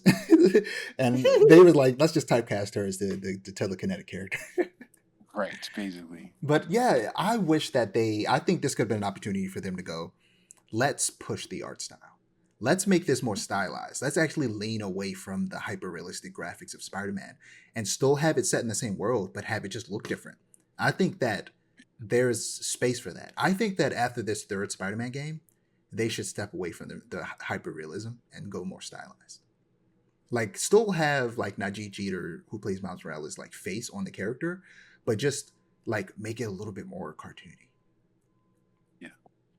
And like overall, like I think I would love for the like UI in games, for better or for worse, have gotten like too basic. Like, to an extent, it's an accessibility thing, why they've become so Right. basic. But I don't think you necessarily have to. And I think Persona is a good example of that. Persona 5, especially. I think Metaphor might be a bit inaccessible, but Persona 5 Yeah. is very stylized, but not as inaccessible because the text is just black and white. Right. It's just black and white text, and it's like the easiest way to read something. It could be a little difficult for some people, of course, but like for the most part, that is the most accessible way you could make something For in sure. in such a radical UI design still readable. And yeah, I think This is they could get real comic booky. They could really lean into that if they wanted to, but they don't, and it sucks. Like I'm tired of Yeah, so like superhero games not looking like the comic. I'm tired of superhero shit not looking like comics in general. That's a whole different conversation. Like you got this extremely colorful, diverse art style medium, and you're adapting it in the most boring ways possible. but like there's especially no excuse because like with Metaphor's UI, right? The text is definitely still it is low key not it's not black or white text on a black background. It's like off white on a gray back. But the thing that makes Metaphor differ is that the text boxes are super animated. They have super animated like background elements, but they're just light enough to still be readable. And so if Metaphor can do that and be such a text heavy game and still be like still make said text coherent, readable, but also fun to read, there's no excuse that a comic book game can't do it. None. Yeah. Zero. Yeah, the reason that Right. a game like Midnight Suns didn't appeal to me is because you're making a game based around superheroes in a genre that like isn't super popular, and you just made it look boring as hell, arguably ugly. Like get creative if you want people to play it. Like you like that needed the Persona treatment. Midnight Suns, because I think that game did fine, but like it should have looked better. Yeah. But I mean, speaking of Marvel and Midnight Suns, uh, we got Marvel Tokon Fighting Souls, the Knights of Doom. Three new characters join the roster: powerful mutant Magneto, arch enemy of the Spider-Man Green Goblin, and a brutally aggressive and utterly merciless Carnage. Joining Doctor Doom, they form the Knights of Doom, who will impact events in the game's episode mode. So yeah, we got Green Goblin in a fighting game, which I'm very excited for. I want Green Goblin in Rivals as soon as humanly possible. Um, so that's cool to have him in a fighting game. I don't think we've ever had Green Goblin in a fighting game. That's sick. Yeah. And instead of Venom, they went Carnage. That's pretty sick. And it was like no doubt in anybody's mind that we were going to see Magneto in this game. Yeah. But as of recording, we actually got another trailer from Eva because that's happening right now, and they announced Blade, Loki, and Deadpool. I pretty much was like, Blade's got to be in this game, and he is, and he's awesome. But of course, Deadpool is going to be in this game, and Loki wasn't as much of a immediate, of course, but it makes sense. And yeah, these are the last characters that they have to announce in the main roster, not DLC. Oh shit. So yeah, that was really cool. And they're part of the. They did a little joke at the end where like it's the Midnight Suns. No, it's the Deadpool made a joke. I was like, no, we're the something samurai. And they're like, it's those three and Ghost Rider are part of like a team in the story. I really want this to be the fighting game that I really get into. I like fighting games, but I don't often stick with them beyond the first month. Like I haven't played Street Fighter 6 since it came out. So Dang. and tag fighters tend to just move way too fast for my liking. And this game was slower at one point, but then people complained, so they made it faster. And I was like, why would you do this to me? Shut your bitch asses up. This is Marvel's Capcom. It doesn't need to be like Marvel's Capcom. Let it be slower. Let me have fun. I'm fighting for my life. Literally. So yeah, I want to give this one the good old honest college try. And we'll see. We'll see. Hey, you guys interested in this game at all? You guys play fighting games? Occasion. I can be convinced. I do like the Marvel vs. Capcom games, so maybe I could be convinced. I might check it out. Yeah. I like the animeification of the Marvel characters for this game. This is by I think it's fun. the same devs as Guilty Gear and Dragon Ball Fighters. Oh, that's really fun. So at the very least, it's going to be a gorgeous looking game. Yeah. They made Iron Man look like a Gundam. Which is great. Yeah. Yeah, I'm excited for this game. I have, weirdly enough, I've played a fair amount of the Arc System games. I mess with Guilty Gear a lot. Me and my homies used to run it up back in the day. I played a lot of fighters. Whether I'm good at it, that can be debatable. But it's fun and it looks cool. But yeah, mess with fighters a lot. Yeah, I think Arc Systems makes very fun and mechanically rich and beautiful looking games. And I think that nobody does the 2D but 3D thing like they do it. Like they do it in a way that is very cool looking and like very hybrid in a fun way. So for them to do a Marvel game, especially a Marvel tag team game, when that Marvel tag team games automatically that puts a target on your back. So it's like you got to come correct because of the Hmm. legacy of Marvel versus Capcom. So for them to do it and put their own stamp on it, I'm excited for it, and I definitely want to run it up. So You know, yeah, yeah, a crazy DLC character I want to see is Luke Skywalker and Darth Vader. Hmm. I oh, want to you want them to go see a Skywalker? Star Wars character in this game. That could be Either one or both. For a second, I was like, "What?" And then I remembered that Disney owns both, and I'm Yeah, like, "Wait." They could do. They could. we get Goofy. Mhm. We Sword. could get Men in Black. We could get Men in Black Oh, and Men in Marvel. Black. You know, it's crazy word. We True. get the Predator. I meant We're making a that would different low game key at go this point. crazy. Yeah. This is there's another game I was Well, thinking of and I can't remember what multiverses. it is. Somebody run. Yeah, yeah. Yeah, that was cool. Those Apparently, games were good. they were about to add Ruby from Ruby, but then it got canceled Oh, wow, wow. That's because crazy. that was owned by WB because WB owned Rooster Teeth, but then Oh then yeah. they got rid of Rooster Teeth, and now what is it? Viz Media owns Ruby. They bought Ruby, Really? and they're so Fascinating. yeah, very interesting. I used to love Ruby. You know what's funny? To this day, I still read Ruby fanfiction because there's a specific No, that's writer based. who only, for some reason, he only writes Ruby fanfiction. I don't know why, because every single one of these stories are changed so significantly that I'm like, it's not even Ruby anymore. This is just a whole different story. You just made your own thing up. And I love it, but like, why is it Ruby fanfiction? It has nothing to do with Ruby. Right. But yeah, next we have Rayman. I said Rayman like it was fucking. Everybody. Everybody loves Rayman. Next we have Rayman Legends Retold. Rayman Legends Retold is a 3D reimagining of the iconic multiplayer platformer, launching on PS5 on October 1st, bringing new content and a narrative twist. With fully voiced characters, expanded soundtrack, new and improved gameplay, with a rich selection of returning levels and mysterious new realms, with 4 new musical stages, and of course, up to 4 players in couch co-op. You love to hear 4-player couch co-op because apparently most studios Mm, forgot how to do 4-player couch co-op. Couch co-op going to be 2 players right. now. Like, how did we lose that recipe? What happened? Right. Whose grandmother died with that recipe? Because what do you mean we forgot how to Right. make 4-player co-op games? Right. Because why isn't Halo Remake 4-player co-op? Why is that only Mm. 2-player co-op? Why do I have to play online We to lost get the art of the 4-player? split screen. Give me We back. got 4K TVs. We got 4K. That's 1K for everybody. Exactly. Right. It's crazy. But yeah, either you play Rayman. I have had brief brushes with the Rayman franchise. My girlfriend is super into it. Mm. Mm. It's I've weird to me that they're never owned. remaking a game from 2011 or 2013 actually. Yeah. Yeah. I Rayman don't know Legends why is old. they're remaking Rayman Legends. Like this isn't like it's They should not just that old. Like this was a Yeah. new yeah. like this still like the one that exists, the original version of this game that exists doesn't seem like an old game. Oh Yeah. yeah. They Like should it's just yeah. remake the first like the first Rayman for like the PS1 at that rate. Yeah, it's very weird that they decided to to remake Rayman Legends instead of like you said the first Rayman or one of the older ones. Right. And like I don't have much experience with Rayman. I've never owned a Rayman game.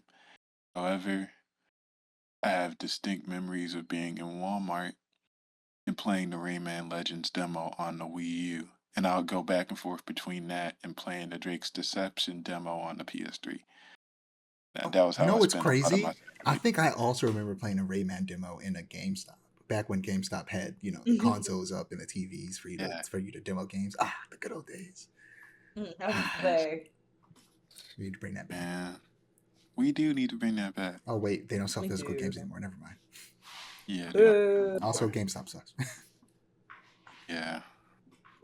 But next we have Hurt to the players. I'm gonna stop. I'm sorry. next we have Kimuri Hunt the Unseen.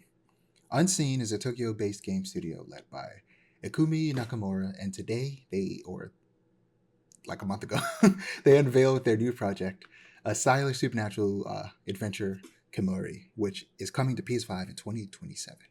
In the chaotic world of Kimuri City, life and death coexist. Players will confront the paranormal as they explore a sprawling vertical city, traversing rooftops, back alleys, and hidden ruins alone or in online co-op with up to 2 other players, and form context with powerful yokai that will unlock new abilities and outfits. This game visually looks really cool, and it's a semi-open world, almost like raid style, like hack and slash that, like they said, has a 3-player co-op. And this was announced at like a state of play like a year or two ago before this, and like I don't know much about this Ikumi Nakamura, but apparently they're famous staff. Actually, you know what? I take that back. I do know what they worked on. They worked on. I think they worked with the studio that made. It was Ghostwire Tokyo. She worked on Ghostwire Tokyo, but what's that studio? The studio that made Evil Within. And Oh, that rhythm game that Annapurna? I can never remember the name of.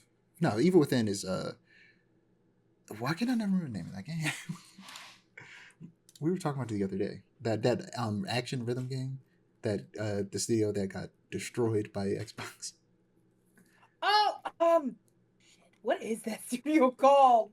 Let me just look up Evil Within. It'll give me the studio. let me use the internet. Hold on. Let me use the internet. Let me see. The studio is Tenko Gameworks. Okay. Yeah. And the game that they made, the other one, is Ghostwire. Yeah, Ghostwire Tokyo. I know they made that, but what's that other game called?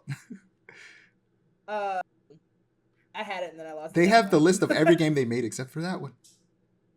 It's Hi-Fi Rush. Hi-Fi Rush, yes. Okay. She worked at Tenko Gameworks, and she made Hi-Fi Rush, or she worked on games like Hi-Fi Rush and Ghostwire Tokyo, or and went off on her own, and is making this game that looks really cool. See? Next, we have Tomb Raider: Legacy of Atlantis. Crystal Dynamics and co-developer Flying Wild Hog, there's a crazy name for a studio, return to Lara's roots in Tomb Raider: Legacy of Atlantis. But yeah, this is a remake of the very first Tomb Raider. And I love Tomb Raider, but unfortunately, I think I'll be passing on this one because Tomb Raider Legacy of Atlantis director has discussed using generative AI in the upcoming Unreal Engine 5 It's always remake. something.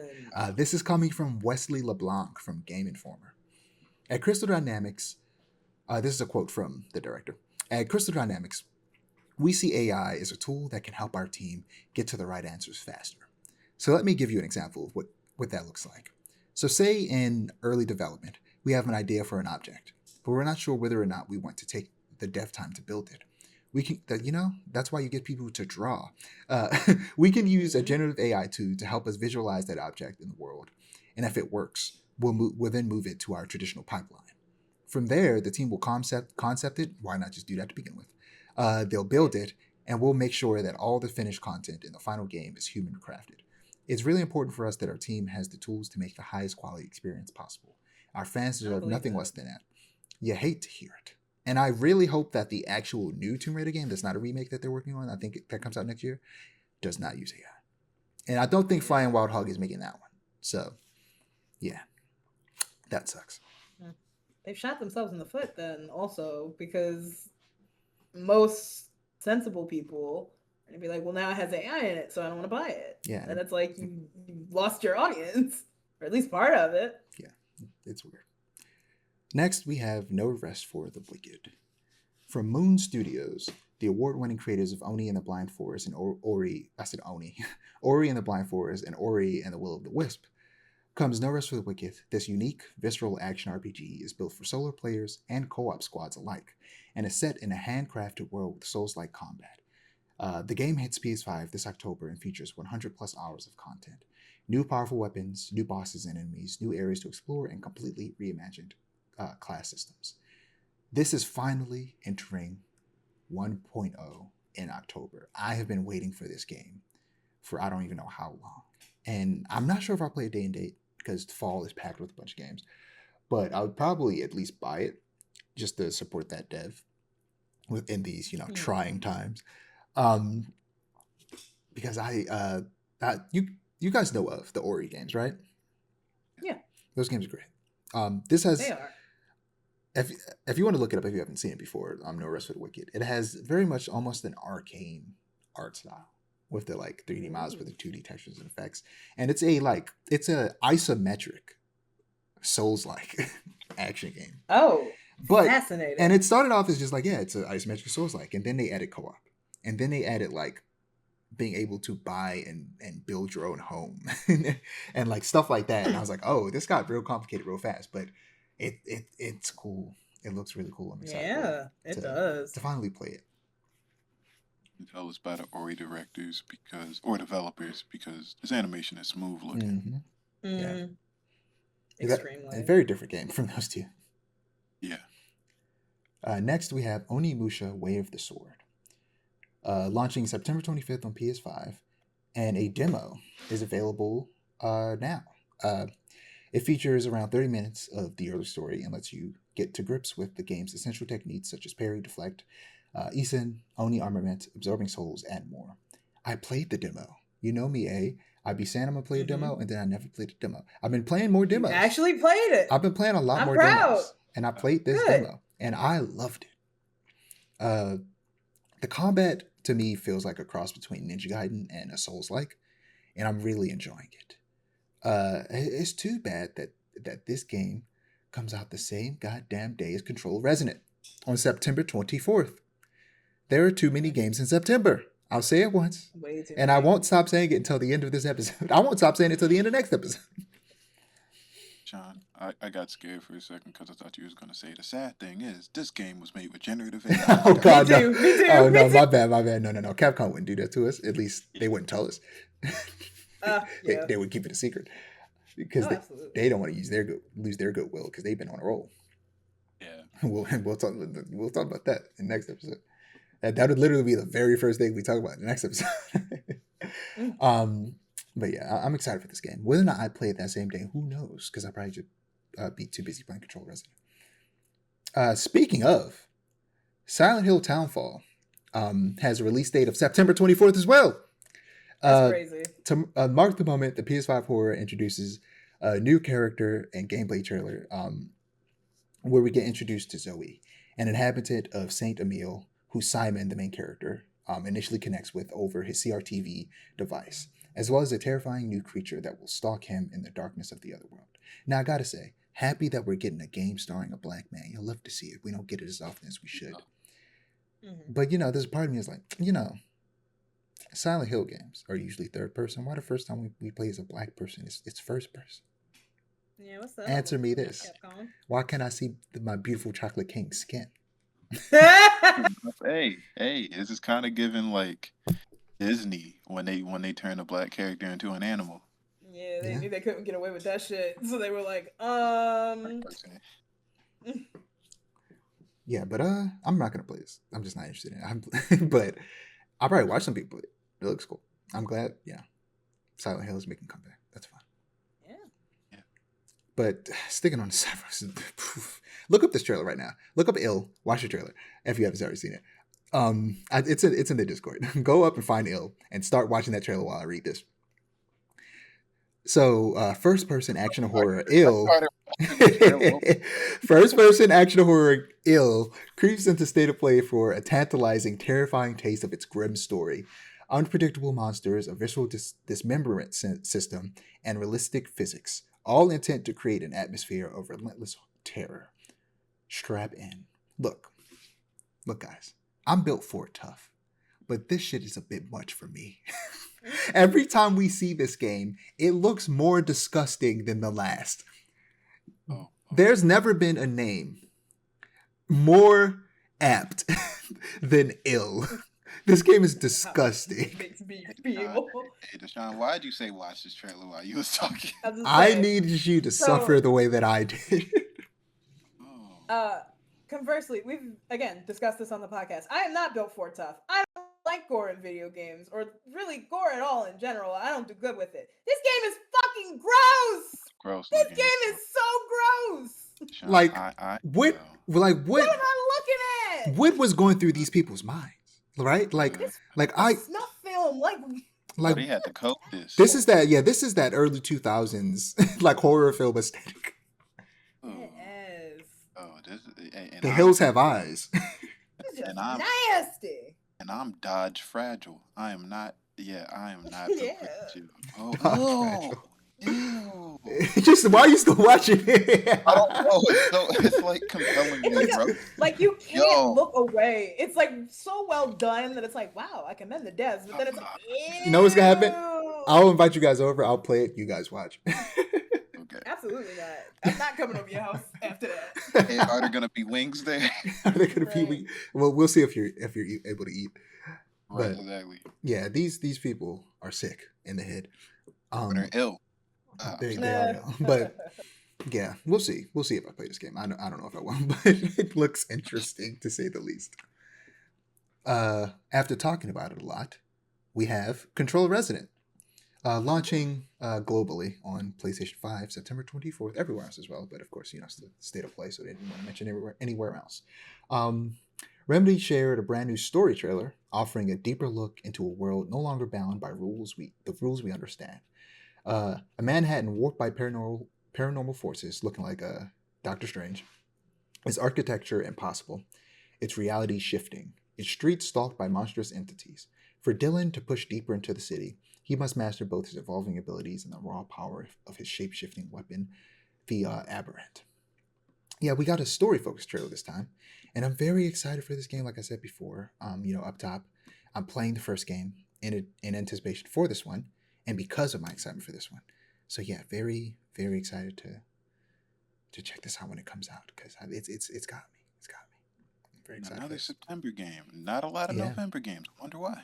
Yeah, I wonder why. I feel like somebody could release the game like November 5th or something. Like Before the storm. but here we have the penultimate game, and that is Until Dawn 2. An all-new sequel to the classic horror developed by Fire Sprite instead of Supermassive Games. Until Dawn 2 is a standalone experience featuring a brand new cast, a whole new world to explore, and gut-wrenching decisions that'll shape your story. This time, a crew of ghost hunters head to an abandoned tropical island for their TV network-funded debut episode. Intrigue and dangers await when it launches next year. Let me look up the cast, because there's these games. They be having famous people in it. Some of them are from shows that I've seen before. Like, for example, one of them is Billy from Stranger Things. Ooh. Another one is the voice actor for Asterion in Baldur's Gate. And another one is one of the main characters from Cobra Kai. Yeah, so we have Tanner Buchanan, who's from Cobra Kai. We have, what's his name? Neil Newborn, who's, Asterion. Peter Stormare returns, which is what clued everybody into that this was Until Dawn 2 at the very end. And yeah, there's some other people. But yeah, it looks good, It's it looks like this type of game.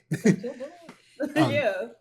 And I'm curious if they took any lessons from the Supermassive games that came out after Until Dawn, the Dark Pictures anthology or the Quarry, and if they'll allow like each character to be mapped to a specific player, which I'm surprised that wasn't a feature that was included in the remake of Until Dawn, or I guess it was remaster of Until Dawn 1. And also, like, the remaster of Until Dawn 1 implies that Hayden Panettiere's character may return. So, we'll see. Yeah, interesting they're making another one of these. Yeah. Without Supermassive. Yeah. But last but certainly not least, specifically in games, we do have a little bit of stuff to talk about after that. You know what it is. We have God of War, Laufey. A lot of people, Laufey came in and ruined this name for everyone because she told everybody how to pronounce it properly. So now everybody's like, how is it pronounced? The game, they call her Faye, which is short for Laufey. So the character in this game is Laufey, but in real life, the Americanized pronunciation of it it's still Americanized Laufey because it's very hard to pronounce properly in the like Nordic accent. experience the next chapter of the legendary God of War franchise. For both new and returning fans, death was supposed to be the end, but for Laufey, warrior and wife to Kratos, a new adventure is just beginning. To save the one she loves, Faye must fight through the afterlife of the gods in a land overflowing with dangerous magic. God of War Laufey is coming to PlayStation 5. No specific date. And despite what people initially thought, uh, this is not a spin-off. This is the next mainline God of War game. Corey Barlog said that everything that we're doing inside this game is running in parallel to the timeline of 2018 and Ragnarok, and also has direct connections to everything, so that everything is part of a singular universe inside of it.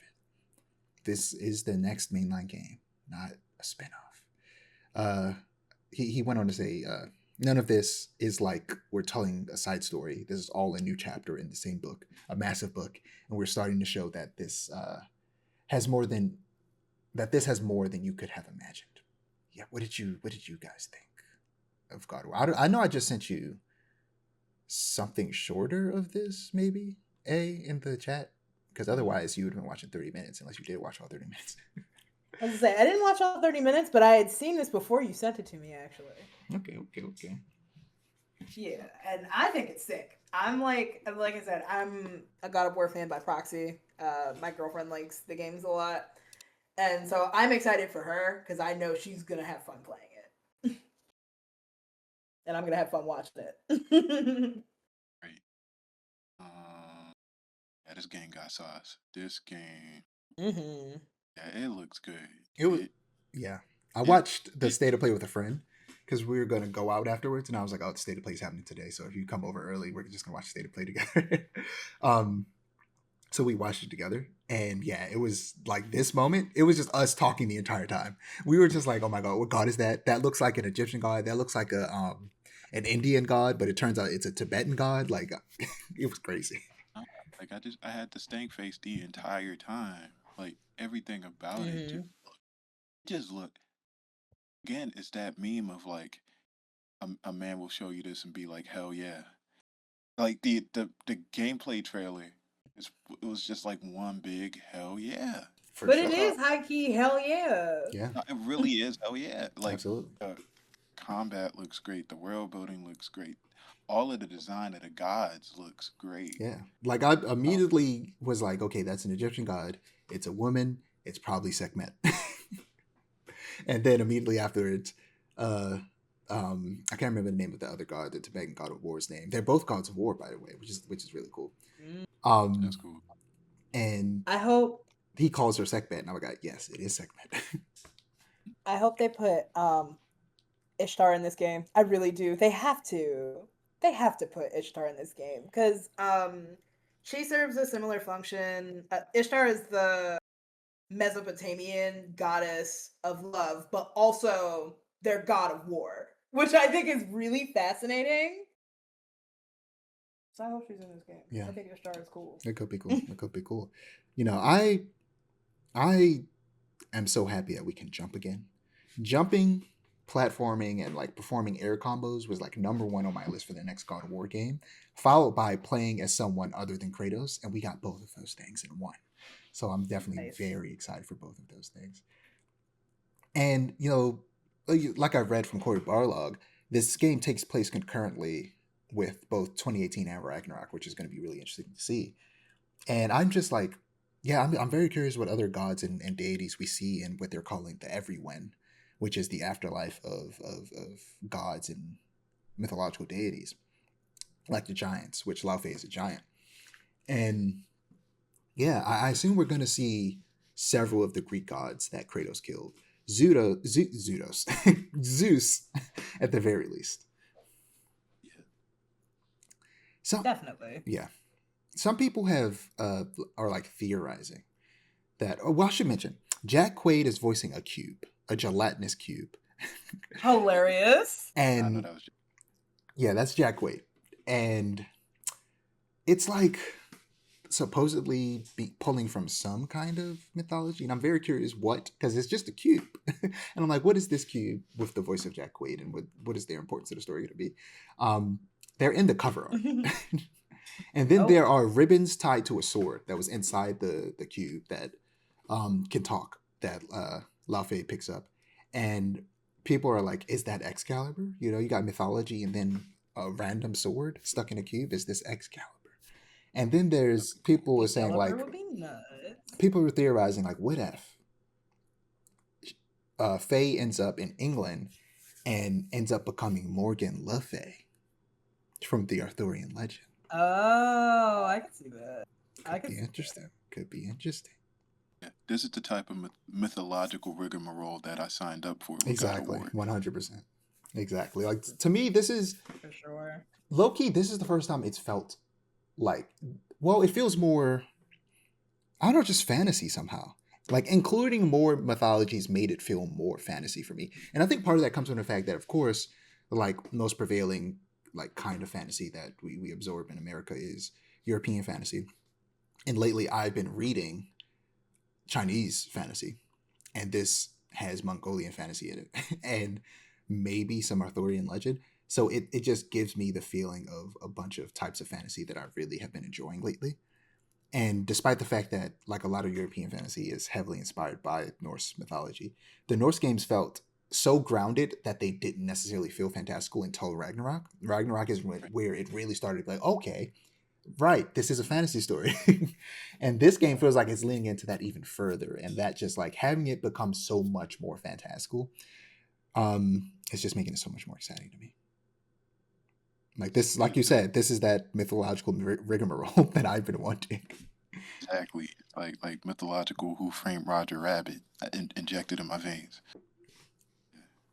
Yeah, I'm like, what gods are gonna show up? What gods have died and are here now? Are we like, well, that's a spoiler. Never mind. But I was about to spoil the end of God of War Ragnarok. But That's crazy. yeah, I'm excited. So according to Jason Schreier, Laufey is not years away. Schreier said that I wouldn't read too much into God of War or Laufey not getting a release date or window, in contrast to a lot of other big announcements. This one isn't years away. So if I had to guess, next year? Maybe March? If it came out this year. It's not coming out this year. It doesn't happen. 2026, September 2026 is a hot month. No, Yeah. absolutely not. Plan. I would kill everyone. I would set off a nuke. Set off a nuke. It's crazy. No one gets to play anything. No one gets to play anything until I finish this game. But yeah, let's talk about Sony Santa Monica's consistency, right? You know, both Santa Monica and Insomniac are killing it, and more publishers and studios need to look at what they're doing and emulate. We're talking about like how you got to reuse assets nowadays, especially to make consistent quality games. And this kind of turnaround requires reusing assets and systems with slight updates rather than making a new game from the ground up every single time. That's how you get 3 AAA God of War games in a decade. In less than a decade, actually. And 5 games from Insomniac, counting Ratchet Clank, Rift Apart, and the upcoming Wolverine, in also less than a decade. Like, I know it's not as simple as I'm making it sound, but like, we got to start reusing more assets. I mean, it's why Assassin's Creeds are able to come out so fast as well.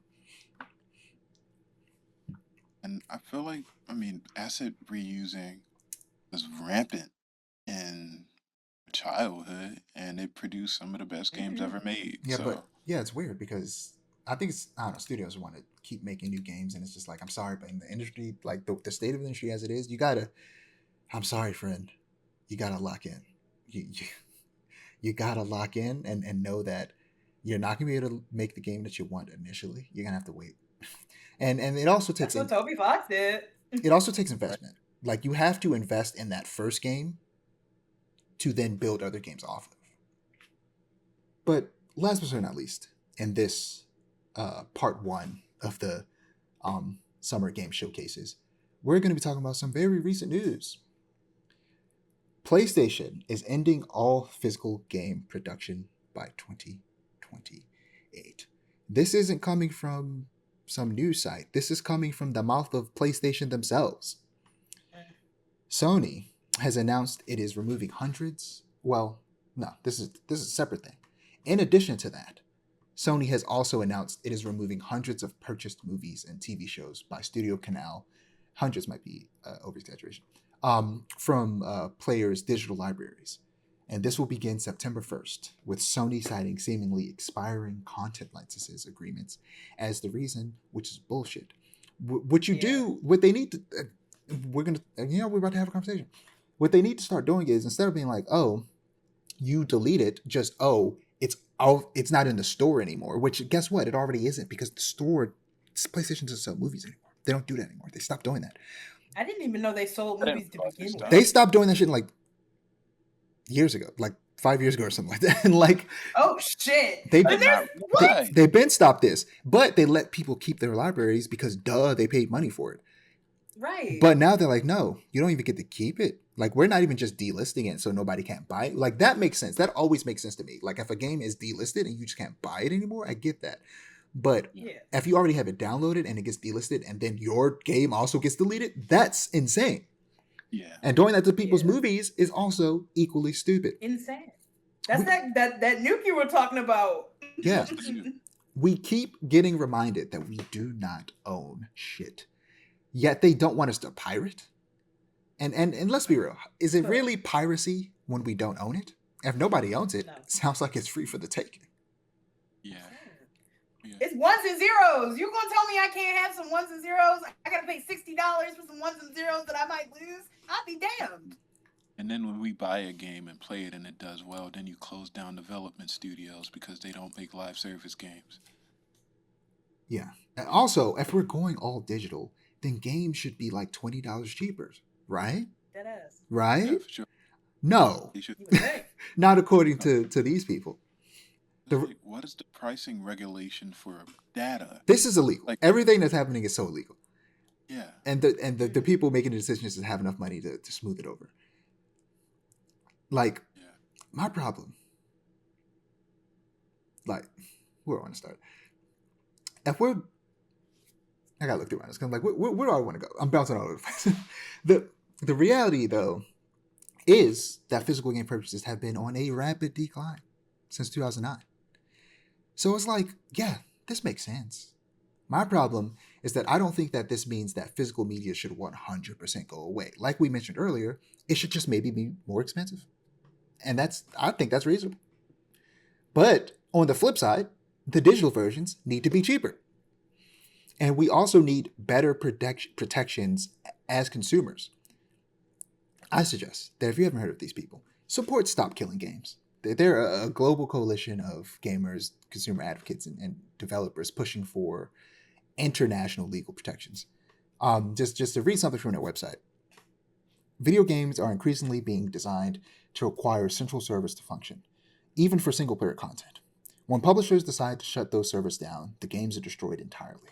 We argue this practice is a violation of consumer rights.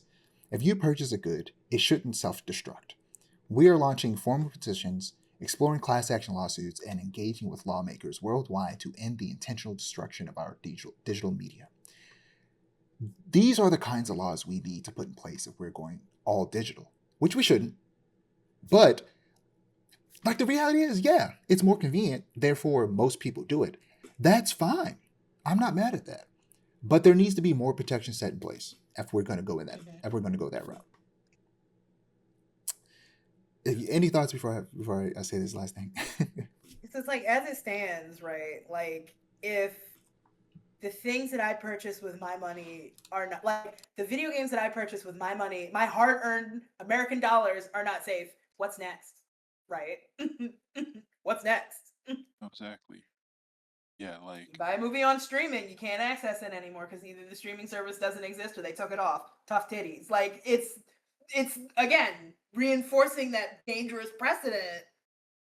And I don't know. I'm just like, I'm very disappointed, but I'm also not surprised at all at the same token. And I think that's the worst part of it for me, is that I'm not surprised. Yeah, does this mean that the PS6 is just going to be all digital and they're not even going to do what they did with the second, like the PS5 Slim or the PS5 Pro, where like you could like add a disc drive onto it? Or are you gonna have to keep your PS5 if you want to play physical games? It seems like the wave Wouldn't be that they're going surprised. on right now. Yeah, it's just like, I mean, one of the most notorious cases of this recently is The Crew. From Ubisoft's The Crew is a There's raging game. actually something that is like on the homepage of the Stop Killing Games website. When I saw that, it reminded me, yeah, like I owned The Crew, and if I tried to download that game right now, I just can't. I can't do it. So it just any sort of investment made towards that game is just completely nullified. So it's like, okay, you spend money on this thing, but it doesn't mean anything in the long run. And that is, I consider that to be theft and very For anti. sure. And I think eventually we yeah, are just gonna see like a bunch of lawsuits go through for these companies. That's just gonna not destroy them, but make them think twice about this bullshit, and like I hope like so. significantly change the way this shit works. yeah, because yeah, us spending money on a game should not be us paying for a temporary license of something for them to just take it away at any time. Like buying a game used to mean something, having a Hmm. copy of something used to mean something. And not only do I think this is bad for the consumer, but I think it also is bad for video games because it kind of cheapens it. It makes it just ones and zeros and not something that should be archived and saved. Like, that's why the Library of Congress exists. That's why the film registry or the National Film Registry exists. So, or that's why like a lot of studios keep ownership of their film reels. So like for example, Speed Racer just got like 4K remasters, and it's because they had the original like copies of what they did on Speed Racer. Like in the arts, keeping ownership of media deeply matters. Hmm. And it just seems like in video games, they're just making it arbitrary and just based around ones and zeros. Yeah, So I because think, it's a yeah, newer art form in comparison to like TV and film. There's just the laws aren't as straightforward as they should be. But also, some of the same problems, of course, plaguing, like we just said, digital purchasing and ownership of movies and TV shows. Yeah, it sucks. And dang, I was gonna say something very specific, and I lost it. but yeah, like it's an art form, and we should be able to have access to an art form all the time, and not having that access is like you're literally scrubbing history away. Hmm. So if people want video games to be taken seriously as an art form and want people to pay money on it, then they should take it seriously too and not just take games off of the marketplace or take old games from 10 to 15 years ago and reprice it with a higher price tag, Nintendo. Yeah, It's just there's so many ethical ways to do it and they're just not doing yeah, it at and it's all. it's why piracy has become preservation when it comes to a lot of things. Because if they could just be taken away and deleted and lost forever, the only way to make sure that certain things still continue to exist and doesn't just get lost to time is for pirates to archive it and have it on some illegal website or on their hard drive so that when it gets removed from the internet they could put it right on back. No, for sure. And even then, that's not a failsafe because those websites get taken down. Like, people like that data without people actively working to archive and like preserve that data. One like takedown with nobody paying attention, and it's gone Like forever. recently, read comics online got taken down, Mm. and that was like a way for Batoto like is even down like now. even like professional comic writers and artists used read comics online to read comics for free that they couldn't easily get access to, Right. and now that's gone. And it's like, oh well, fuck people who just can't afford comics that cost too much, or Right. and it's ridiculous. You know, to kind of wrap this up, in a bit of a positive note, Greg Miller said on Kind of Funny Games Daily earlier this day that the game industry is a forest on fire and will be razed to the ground. Hear me out, hear me out. But Okay. like a forest set aflame, when the fire burns out, it will grow back, smaller but stronger. And I believe that It's just a matter of how long this forest will burn and how small will Yeah. it get in the process. Because at this rate, like only the hardcore gamers are going to be left. Maybe like somewhere in between hardcore and casual. Maybe not specifically just hardcore, but like the casual games are going to be gone. They can't afford it. So they're just not going to play games anymore. Kids, their parents won't be able to afford it. So the kids just won't have games to play anymore. And either the studios are going to learn their lesson or this is going to continue for a very long time. And my thought is, here's the thing that keeps me hopeful is that like indies still out here. They're still making smaller, cheaper games. As long as indies are around, I think the game industry is in good hands. And if I'm being honest, I'm perfectly fine Agreed. with AAA crumbling and dying and something new being built from their ashes. Mm-hmm. Yeah, Because like this shit needs to change. it kind of harkens back to when games first came out, and the Atari 2600 was like, I forget how many dollars that joint was, and Too many. exactly, and it's like you paying $200 for Block Breaker. Like it's feels like it's going back to that gaming as a luxury Don't thing. sleep on Blackbird now. I know, no, great game, great game, Great great game. But yeah, um, even going back to '08, which is just it's very interesting how things go in cycles. The tech bubble was about to burst. The economy was garbage, just like yeah, '06, '08 around that time period. And the PS3 came out and it tanked, and like Red Ring of Death, everything kind of sucked. The Wii was doing well, but it was just like gaming was just not in the best space, and then it kind of swung around on the opposite side of the Yeah, pendulum. that's the hope, right? That that's probably exactly what's about to happen. PlayStation's gonna come out and be I feel it. way too fucking expensive, and nobody's gonna buy it, and they're gonna go, oh, we need to make it cheaper. So they're gonna make a cheaper version of it that comes out a couple years or a year later, and then that one's gonna sell much better. That's probably exactly what's gonna happen. You're so right. I never thought about it like that. You're right. This is gonna be another PS3 situation, except this time Xbox is just not gonna exist. Right. Yeah.